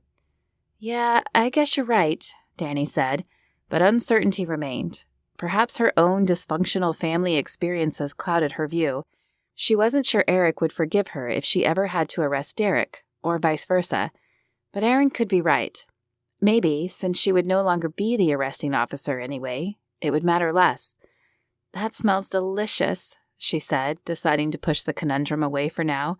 What did Margaret send? "Orange chicken, stir-fried vegetables, and cinnamon apples for dessert." "You really are a lucky man," Dani said as she took the proffered container and fork. "I know," Aaron said with a smile, before loading up his fork with food. Chapter 16. Calvin paced the house, checking for the third time to make sure everything appeared clean and put away. He was generally a neat person anyway, but some days, when work took over, house cleaning took a back seat, and piles began to build. Since he'd spent the first day catching up on work, the piles had built up enough he'd had to take the morning off to clean up today. The doorbell rang and he took a deep breath as he crossed to the door. He had offered to pick Dani up, but she had insisted on meeting here. He didn't know if she was just being cautious or if perhaps she was hiding something, but as he opened the door, he wasn't sure he cared anyway. She was here, on his doorstep and willing to hang out with him. Of course, his lame proposal of planning something made it so he wondered if this were a date or just friends getting together. But still, she was here. She looked adorable in her brown leather jacket, scarf, and yellow hat, like a ray of sunshine in the middle of winter. "Hi," she said. "I hope you don't mind that I brought Sydney. She's starting to get stir-crazy, just like me." "No, it's fine," he said, mentally scrapping his plans of taking her out on a paddle boat. He had picked a paddle boat so he could take her out on the water, but make sure she didn't exhaust herself. However, dogs weren't allowed on paddle boats. Evidently, there had been a rash of them jumping into the middle of the water and having to be rescued. And even though Sydney was a canine and probably better trained, he wasn't sure the marina would make an allowance. "There's a great park about a mile from here. Do you want to take her there to let her run around and then we can get some lunch?" "That sounds fun," Dani said. "All right, shall I drive?" he asked. "Actually, can we take my car? It's got a hookup for Sydney's leash." "Sure." He pulled the door shut and locked it before following her to a small SUV. She opened the back door and commanded Sydney to jump in. Once situated, she clipped the leash onto a hook on the side. "That must make your job easier," he said. She nodded. "Yeah, it does. I mean, Sydney is great about staying back here anyway, but it makes me feel like she's a little safer when I drive. I guess it's kind of like knowing your kid is strapped in, you know?" She pushed a button on the underside of the door, and it closed. "I don't have any kids," he answered with a laugh, "but I see your point." "Me either," she smiled, "but that's what I hear anyway." Calvin opened the passenger door and sat down, reaching for the seatbelt. "You want any?" Dani asked. "Kids?" Calvin asked, turning to face her. Her eyes dropped to her lap, and she fumbled with the keys. "Yeah," she answered, but she didn't look at him. "I would love kids one day. What about you?" "Yeah, I think so," she said, shoving the keys in the ignition. "I mean, I like kids, but my mom was a serial divorcer, so I'm not sure I'd even know how to be a good mom." The engine fired up and Dani backed the car out, still never looking Calvin's way. He wasn't quite sure what to say to her, but he felt the need to say something. "I think you would be a wonderful mother." She glanced at him and smiled before turning her attention back to the road. Dani smiled as Sydney scampered back and forth at the park. The exuberant dog had clearly been inside too long. She sneaked a glance at Calvin, who stood a few feet away watching Sydney run. "Thank you for this," she said. "I know you probably had something else planned." "It's no big deal," he said. "We can do what I had planned another day. That is, if you want to see me again." "I would definitely enjoy seeing you again." She smiled and then looked away. Why was she being so bold? Not that she never made the first move, but she still knew little about Calvin. However, something about him set her at ease. He was a calming presence, something she hadn't felt in a long time. After the park and a bite to eat, Dani turned the car back towards Calvin's house, but she found she didn't really want the night to end. She wanted to spend more time with him. She wanted to kiss him. Though she tried to keep her mind off the thought, his lips had filled her head multiple times today. "Would you like to come in?" Calvin asked as she parked the SUV. "The night is still early. We could watch a movie or something." Dani's heart leapt. It was like he was reading her mind. "You have The Princess Bride?" He gaped at her as if she had two heads. "Do I have The Princess Bride? Of course I have The Princess Bride, woman. It's a cult classic. Just because I liked the book better doesn't mean I didn't buy the movie." Dani chuckled at his comment, careful not to laugh too hard, and opened her door. "Let's go then, but you better have some popcorn too." "Oh, I got popcorn." A smile played across Dani's face as she rescued Sydney from the back and followed Calvin into the house. She enjoyed walking slightly behind him, as the view from behind was just as nice as the view from the front. With the door unlocked, he opened it and gestured her inside. She had been here before, but her focus had been consumed with the task of looking for Chris. Now she took the time to really observe the place. The room was sparse, but decorated nicely. Few pictures hung on the wall, but the ones he had chosen were classy, black and whites. His furniture all matched and was a soft tan color, and the couch faced a big screen TV. "Popcorn, right?" he asked, leading the way to the kitchen after shutting the door. "Yes, with butter, please." She motioned for Sydney to stay and then followed Calvin into the kitchen. It, too, was decorated neatly. The counters were void of clutter and held only a toaster, a coffee pot, and a Vitamix blender. He opened the pantry and pulled out a bag of microwave popcorn. A few minutes later, the smell of butter and salt filled the air, and the soft popping of the kernels dwindled. Calvin opened the microwave door before it beeped and then turned to her. "Can you grab a bowl from that cabinet there?" he asked, pointing to a lower cabinet to Dani's left. She squatted down and pulled a large silver bowl from the cabinet. Then she placed it on the counter, and Calvin poured the steaming popcorn into it. "Okay, I guess we're ready," he said. "I think I might need to taste it first," Dani said, popping a kernel into her mouth. "Hey, cheater, save it for the movie." Calvin picked up the bowl and held it against his chest, blocking her from grabbing any more kernels. "No fair," she said, tugging at his arm. "I'm injured, remember?" "That doesn't seem to be stopping you," he said with a laugh. When they reached the living room, he handed the bowl to her. "I can't believe I'm doing this. Don't eat it all before I get some too." Dani smiled a mischievous smile and sat in the corner of his couch, watching as he rifled through DVDs until he found the right one. He popped it into the player and then joined her on the couch. He was less than a foot from her, but it was enough of a distance that no part of them was touching, and Dani fought the urge to scoot closer. It didn't even have to be much, his thigh against hers, or a touch of their shoulders, but he made no move to sit closer. With a small sigh, Dani settled for the occasional touch of their fingers when they both reached into the bowl at the same time. When the movie began, Dani tried not to repeat the lines with the characters. It was a bad habit of hers. But when Calvin began uttering the lines as well, she stopped holding back. It became a competition to see who could repeat the most lines, and Dani was surprised he knew the movie as well as, if not better than she did. She tried to keep her heart in check, as she was sure something about Calvin she didn't like would emerge. But for the moment, things were perfect. In fact, she couldn't remember a time when she had enjoyed hanging out with someone more. Somewhere in the middle of the movie, the popcorn ran out. Their fingers touched as they both scraped the bottom of the bowl. In unison, they turned to each other, and the moment arrived. Dani held her breath as Calvin's eyes bore into hers, silently seeking permission to kiss her. Her lips parted in answer, and she saw the corner of his lip pull up in a smile. Dani closed her eyes as his hand cupped her chin. His thumb traced a slow circle on her cheeks, sending goosebumps across her flesh, and then his lips touched hers, soft and firm, his lips pressed into hers. "Well, that was amazing," she suggested. "Yeah," he breathed. He opened his mouth to say more, but the alarm on Dani's phone interrupted him. "I'm sorry," she said, silencing the alarm. "It's my reminder to wind down so I can be alert for work the next day. I guess I don't really need it tonight, but I should probably get going anyway." "Yeah, I need to get some sleep before work tomorrow too.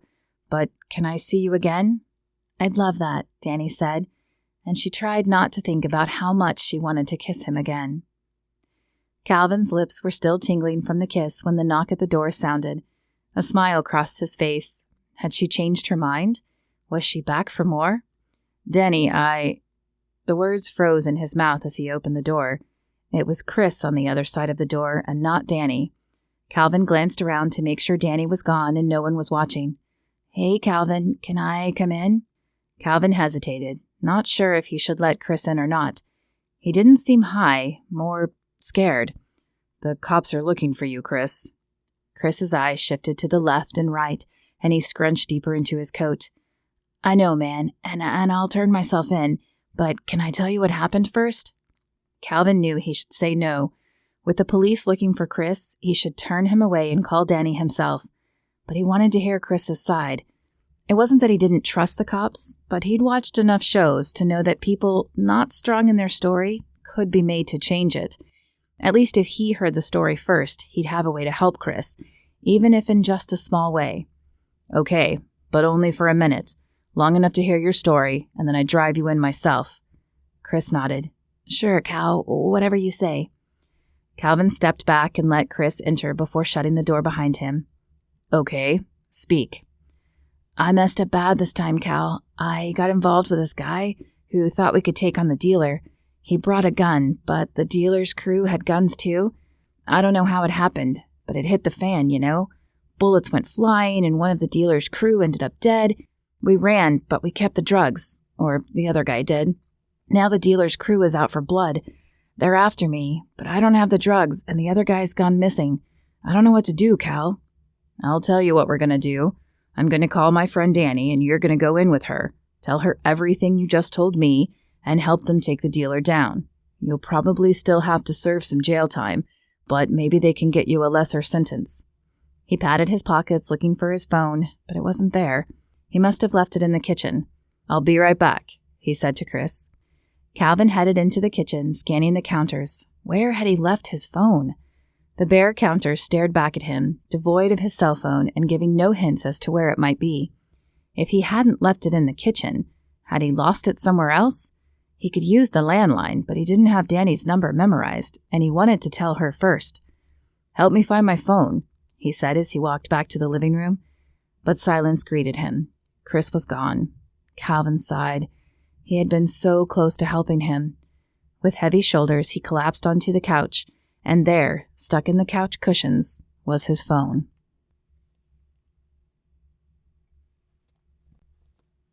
Chapter 17. "You seem awful chipper today," Aaron said as he unwrapped the sandwich Dani brought him. She was still off duty for another day, but she couldn't just sit at home, so she'd brought Aaron lunch. Dexter and Sydney sat chewing on bones a few feet away. "I did have a nice evening last night," Dani said, fighting the blush that threatened to grace her cheeks as she thought of the shared kiss the night before. "Oh, yeah?" Aaron's eyebrow arched and his eyes begged for details. "Okay, I spent the day with Calvin. We went to the park and let Sydney run around. Then we ate dinner, and then we returned to his place and watched a movie." Aaron's eyes narrowed. "Uh-huh. That all sounds nice, but I heard nothing to be so glowing about. So what else happened?" Dani rolled her eyes.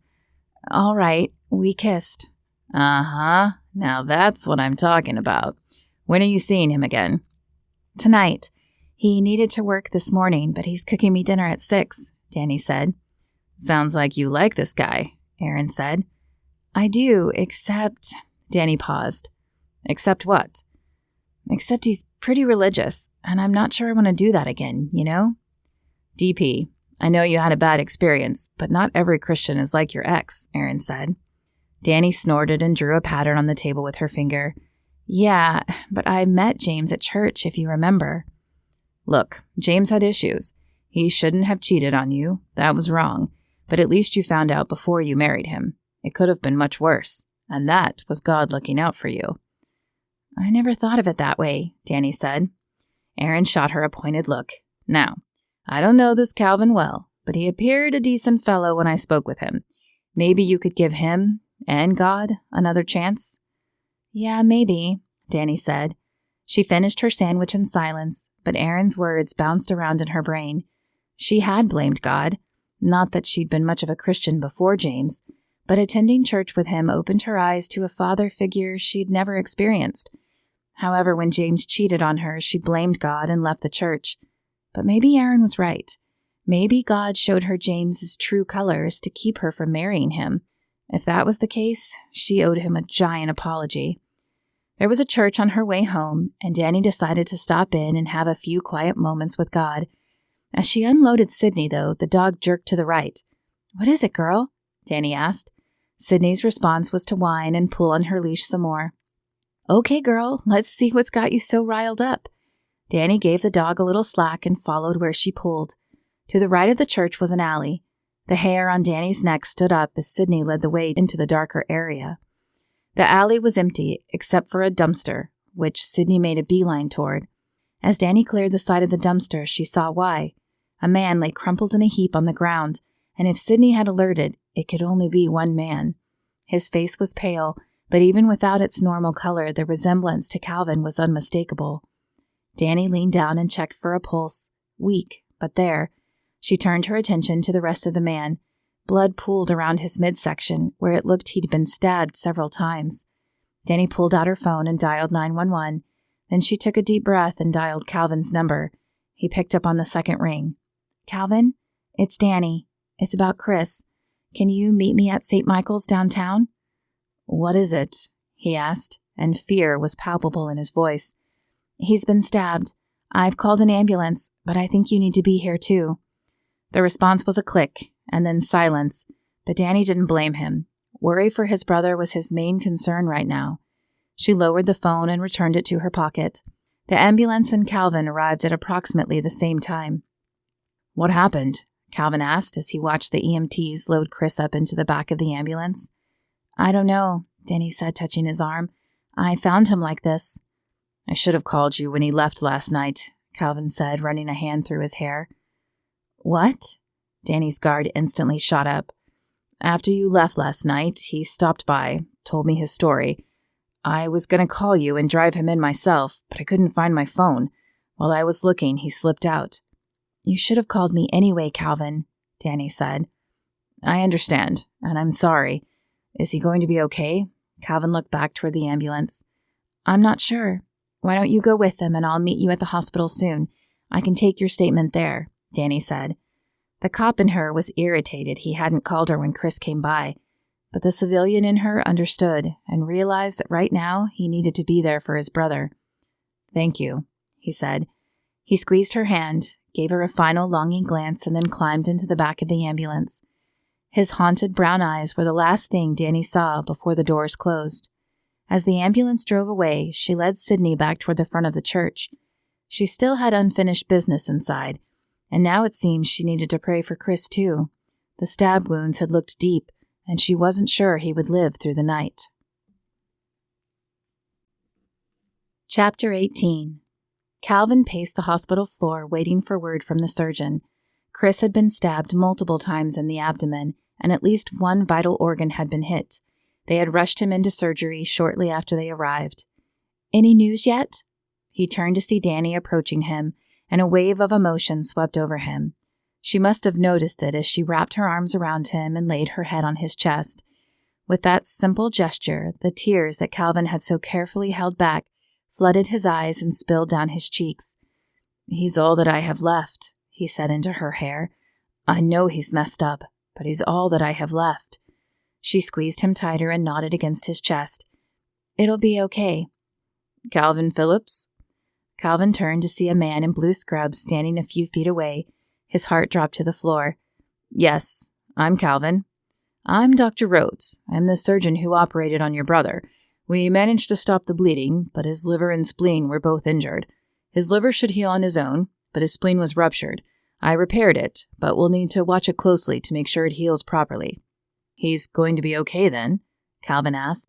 Dani dropped her arms and stepped away, and while Calvin appreciated the gesture, he missed her warmth and comfort. "Well, there's always a risk with surgeries, but he's stable for now. Can I see him?" The doctor hesitated. "For a few minutes, but he needs to get his rest." "I need to get your statement after anyway," Dani said. "Go ahead and see him, and I will be here waiting when you get back." "Thank you," Calvin said, before following Dr. Rhodes down the hallway. Chris looked pale in the hospital bed. His eyes were closed and tubes flowed from his arms. "He's sleeping and probably won't wake while you're here. We gave him drugs for the surgery and painkillers." "He's an addict," Calvin said. "Did you give him anything that is addictive?" "No, but thank you for the information. We'll put an extra watch on him in case he starts to detox," Dr. Rhodes said. 5 minutes, no more, okay?" Calvin nodded and stepped closer to the bed. Dark shadows circled Chris's eyes, and his cheeks were sunken in, but he looked peaceful. It was the most peaceful Calvin had seen him look in ages. "Hey, little brother," he said. "I'm sorry this happened to you, but maybe this will be what you need to get your life back on track.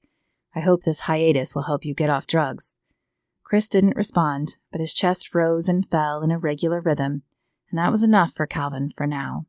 After saying a quick prayer for Chris's recovery, he squeezed Chris's arm and then exited the room and walked back to where Dani was waiting. "I don't know how much help I'll be, but I'm ready to give my statement now." Dani wanted to assure Calvin, to tell him everything would be all right, but the truth was she didn't know. She had no idea what charges might be filed against Chris or what his future might hold. Calvin's statement wasn't much to go on, but it held hope that perhaps there was someone bigger the police might want to go after. "Do you want to get some dinner?" she asked as they finished. Calvin shook his head. "Can you just take me home?" Dani nodded, but she wanted to do more. It hurt her heart that he was hurting. As they drove, she thought back to her moment in the church earlier. She had asked God to forgive her for pushing him away, and she'd felt lighter. not so jaded.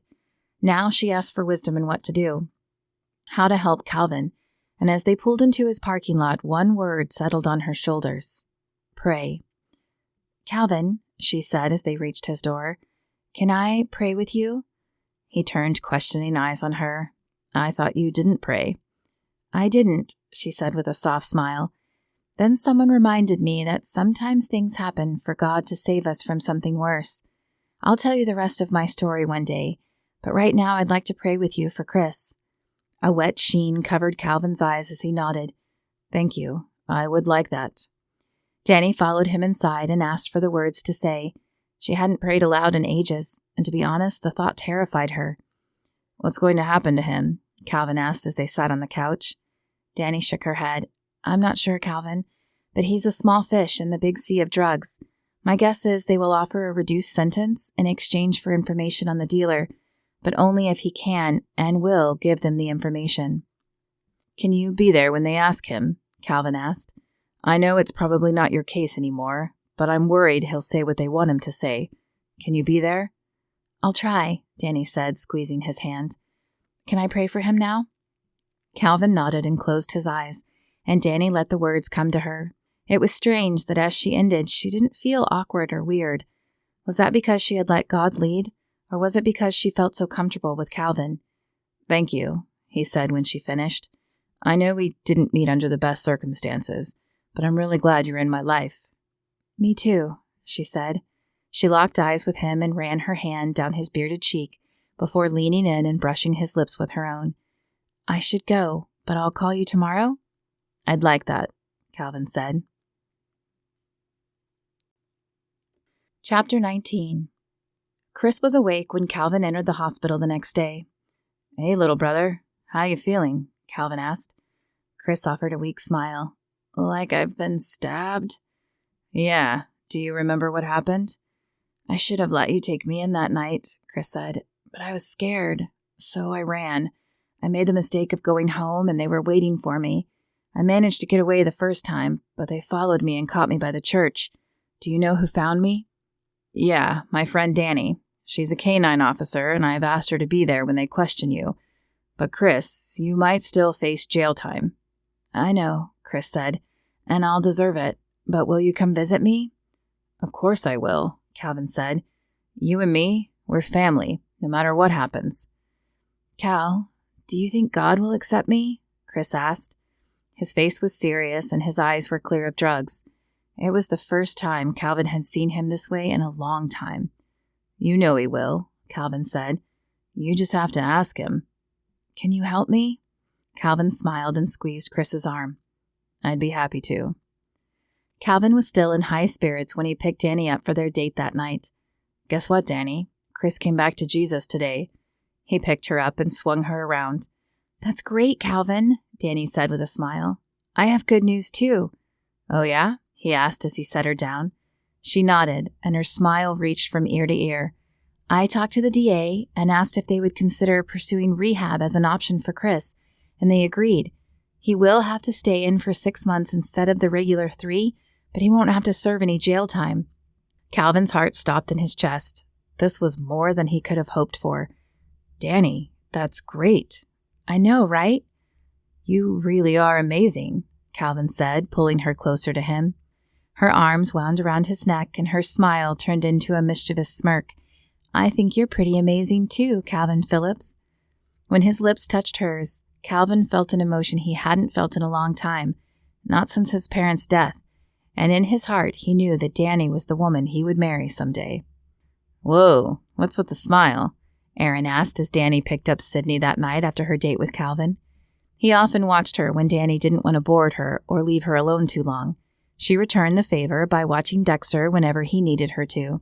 This wouldn't be about the new man, would it? Margaret asked with a sly smile as she came up behind Aaron. Margaret was a quiet woman with graying hair but twinkling blue eyes. Though in her 50s, she still seemed young at heart. Maybe, Dani said with a smile. Oh, I think that's more than a maybe, Margaret said, jabbing Aaron. I think we might be attending a wedding sooner than you think. A wedding? Aaron asked. Margaret, she's only known him a week. I knew you were the one after our first date, Margaret said, looking up at Aaron. It took longer for you, of course. She leaned closer to Dani and lowered her voice. Men are blind sometimes. She patted Aaron's arm and smiled at him. Now, you should get to know this guy to make sure, but when God sends you the right one, you just know. Dani smiled. Though she hadn't necessarily been thinking about him being the one, she couldn't deny she had pictured the future with him. They had so much in common, and he possessed a strength she found extremely attractive. But could she really know after just a week and some days? Was that possible? I'll keep that in mind, Dani said. Thanks again for watching Sydney. Always a pleasure, Aaron said. See you tomorrow at work? Yep, bright and early, Dani said. As she took Sydney's leash and said goodbye, she couldn't help smiling. She had another date with Calvin after work tomorrow, and as far as she was concerned, the time could not go fast enough. Chapter 20. 4 months later, Calvin stood over the jewelry case looking at rings. On one hand, he couldn't believe he was about to do this, but on the other, he couldn't believe he hadn't done it sooner. Every day he spent with Dani just solidified his feelings for her.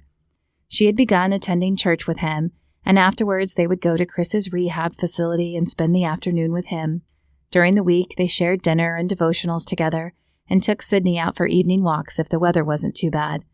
Thankfully, it was now late spring, and the rain showers were tapering off as summer grew closer. Do you have an idea what you're looking for? Calvin's eyes flicked up to the salesman, who regarded him with kind eyes behind a small pair of spectacles.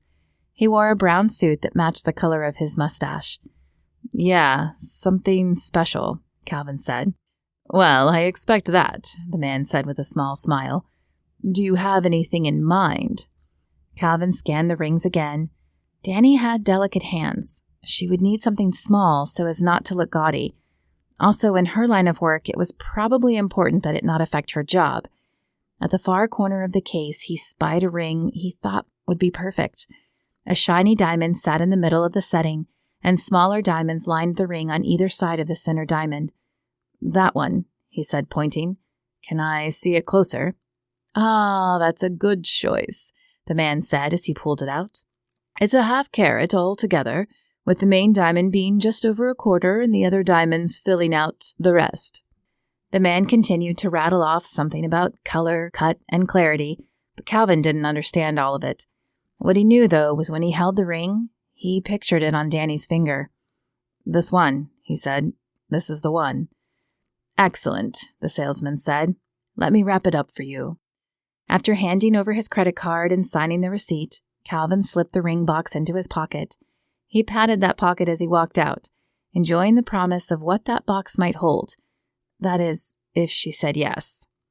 As he stepped into the sunshine, his smile stretched across his face. The only thing that would make the day any better was if Chris could be here with him, but he had another 2 months in rehab. However, he would be out in time for the wedding, as long as Dani accepted his proposal. Dani regarded herself in the mirror and smoothed down the simple black dress she had just pulled on. It was the third dress she had tried on, and she still wasn't sure it was the right one. What was wrong with her tonight? Why was she feeling so undecided? What do you think, Sydney? Is this the one? Sydney glanced up from her bone, but her brown eyes held no approval or rejection. You're right, Dani said. I should change. But before she was able to pull the dress off, a knock sounded at her door. Drat! I guess this will have to suffice. With a final glance in the mirror and a small sigh, Dani walked through the house to the front door. Calvin stood on the other side wearing a button-down green shirt that made his hazel eyes appear more green than brown, and holding a bouquet of flowers. Wow, you look amazing, Calvin said. Heat flared up Dani's neck and her eyes dropped to the floor. Thank you. Come on in. I need to get Sydney taken care of before we go. She took the flowers from him and stepped back to allow him in. After a quick stop in the kitchen to put the flowers in some water, Dani continued to the bedroom where Sydney was still finishing her bone. Okay, girl, time to get in your crate. Sydney's eyes regarded her, but the dog made no effort to move. Come on, Sid, it's only for a few hours, Dani cajoled as she patted the crate. Sydney let out a soft huff, but she picked up her bone and walked into the metal crate. I promise I'll let you out as soon as I get back. Dani said with a smile as she shut and locked the door. Then she turned her attention to Calvin. All right, I'm ready. Calvin held out his hand and Dani took it, enjoying the pulse that shot up her arm. Even 4 months later, his touch still elicited sparks. He held the truck door open for her, another trait that Dani found charming, before shutting her door and climbing into the passenger side. Where are we going for dinner? She asked. You'll see, he said with a sly smile. Dani's heart skipped a beat in her chest. 15 minutes later, Calvin pulled into a spot in front of Falls Terrace. The restaurant was one of the pricier ones in town, mainly due to the beautiful view of the waterfall out its back wall, which was solid glass. As they entered the building, Dani couldn't help wondering what he had in store. The host led them to a table closest to the glass. Calvin pulled out her chair, pushing it into the table as she sat. Then he took his seat across from her. Dani didn't know which the better view was, the lights on the waterfall outside or Calvin sitting across from her. Welcome to Falls Terrace, the waiter, a young man clad entirely in black, said as he approached the table. Can I get you something to drink? Can we have a bottle of your finest red wine? Calvin asked. The waiter smiled and nodded before turning away from the table to retrieve the wine.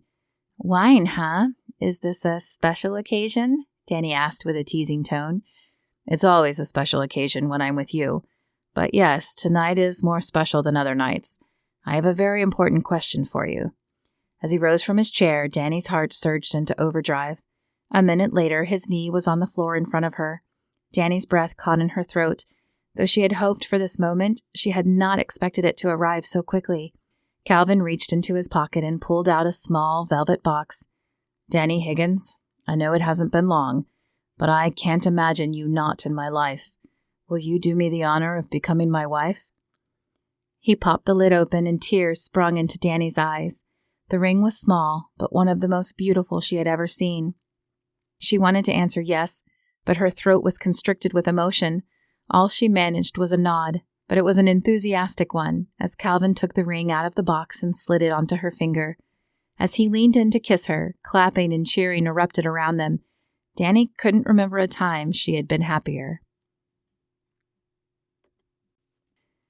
Chapter 21. You sure you want to go through with this? Chris asked as he straightened his tie in the mirror. Very funny, little brother, Calvin said, coming up behind him and throwing an arm about his shoulder.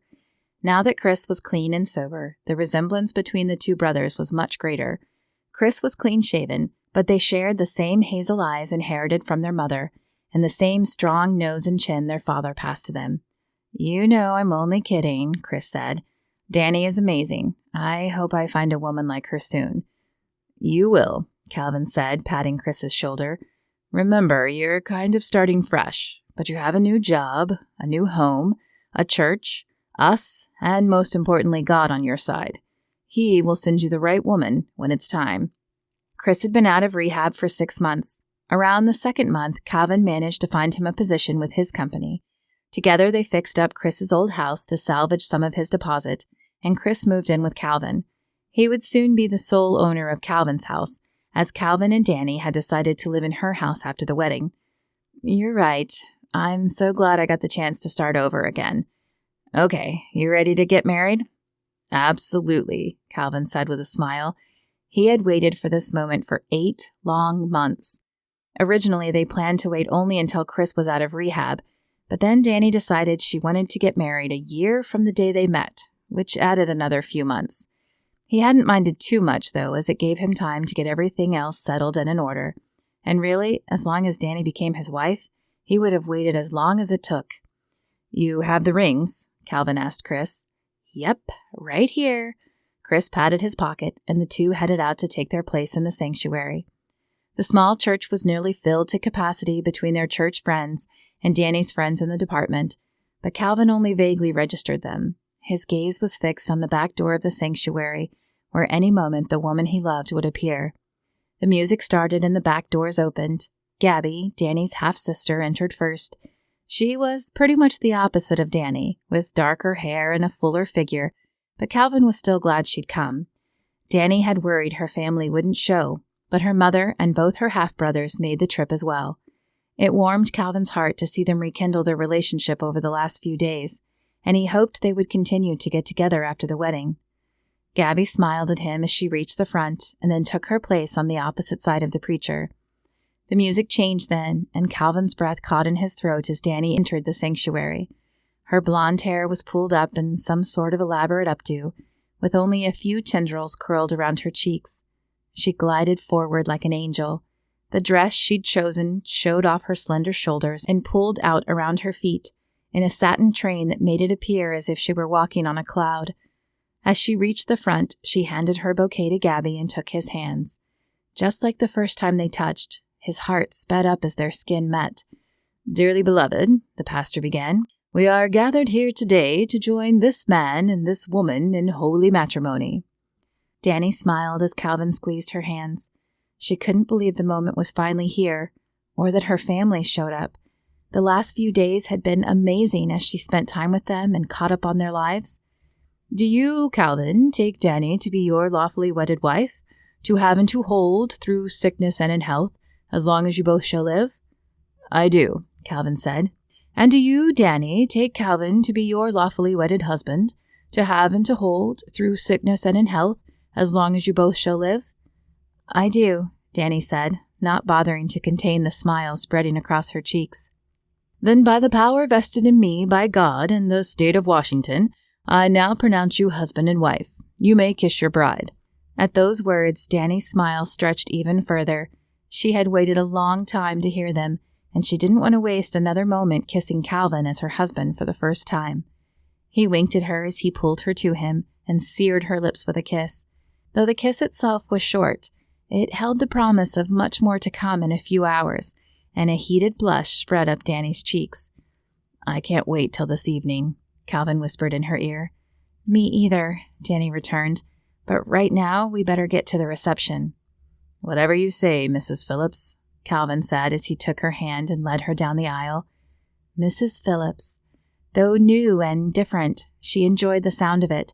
As she passed Aaron and Margaret on the way out, she couldn't help thinking about how much her life had changed in just one short year, and how she owed it all to one all-powerful God and one former drug addict. He really did work in mysterious ways. The end. If you enjoyed this reading of Lawfully Redeemed, please be sure to check out the other Lawkeeper books in the series. Lawfully Pursued is the other contemporary Lawkeeper, and the historicals are Lawfully Matched, Lawfully Justified, and The Scarlet Wedding, which is the continuation of Lawfully Justified. And if you've enjoyed this reading, please be sure to leave a review at your retailer.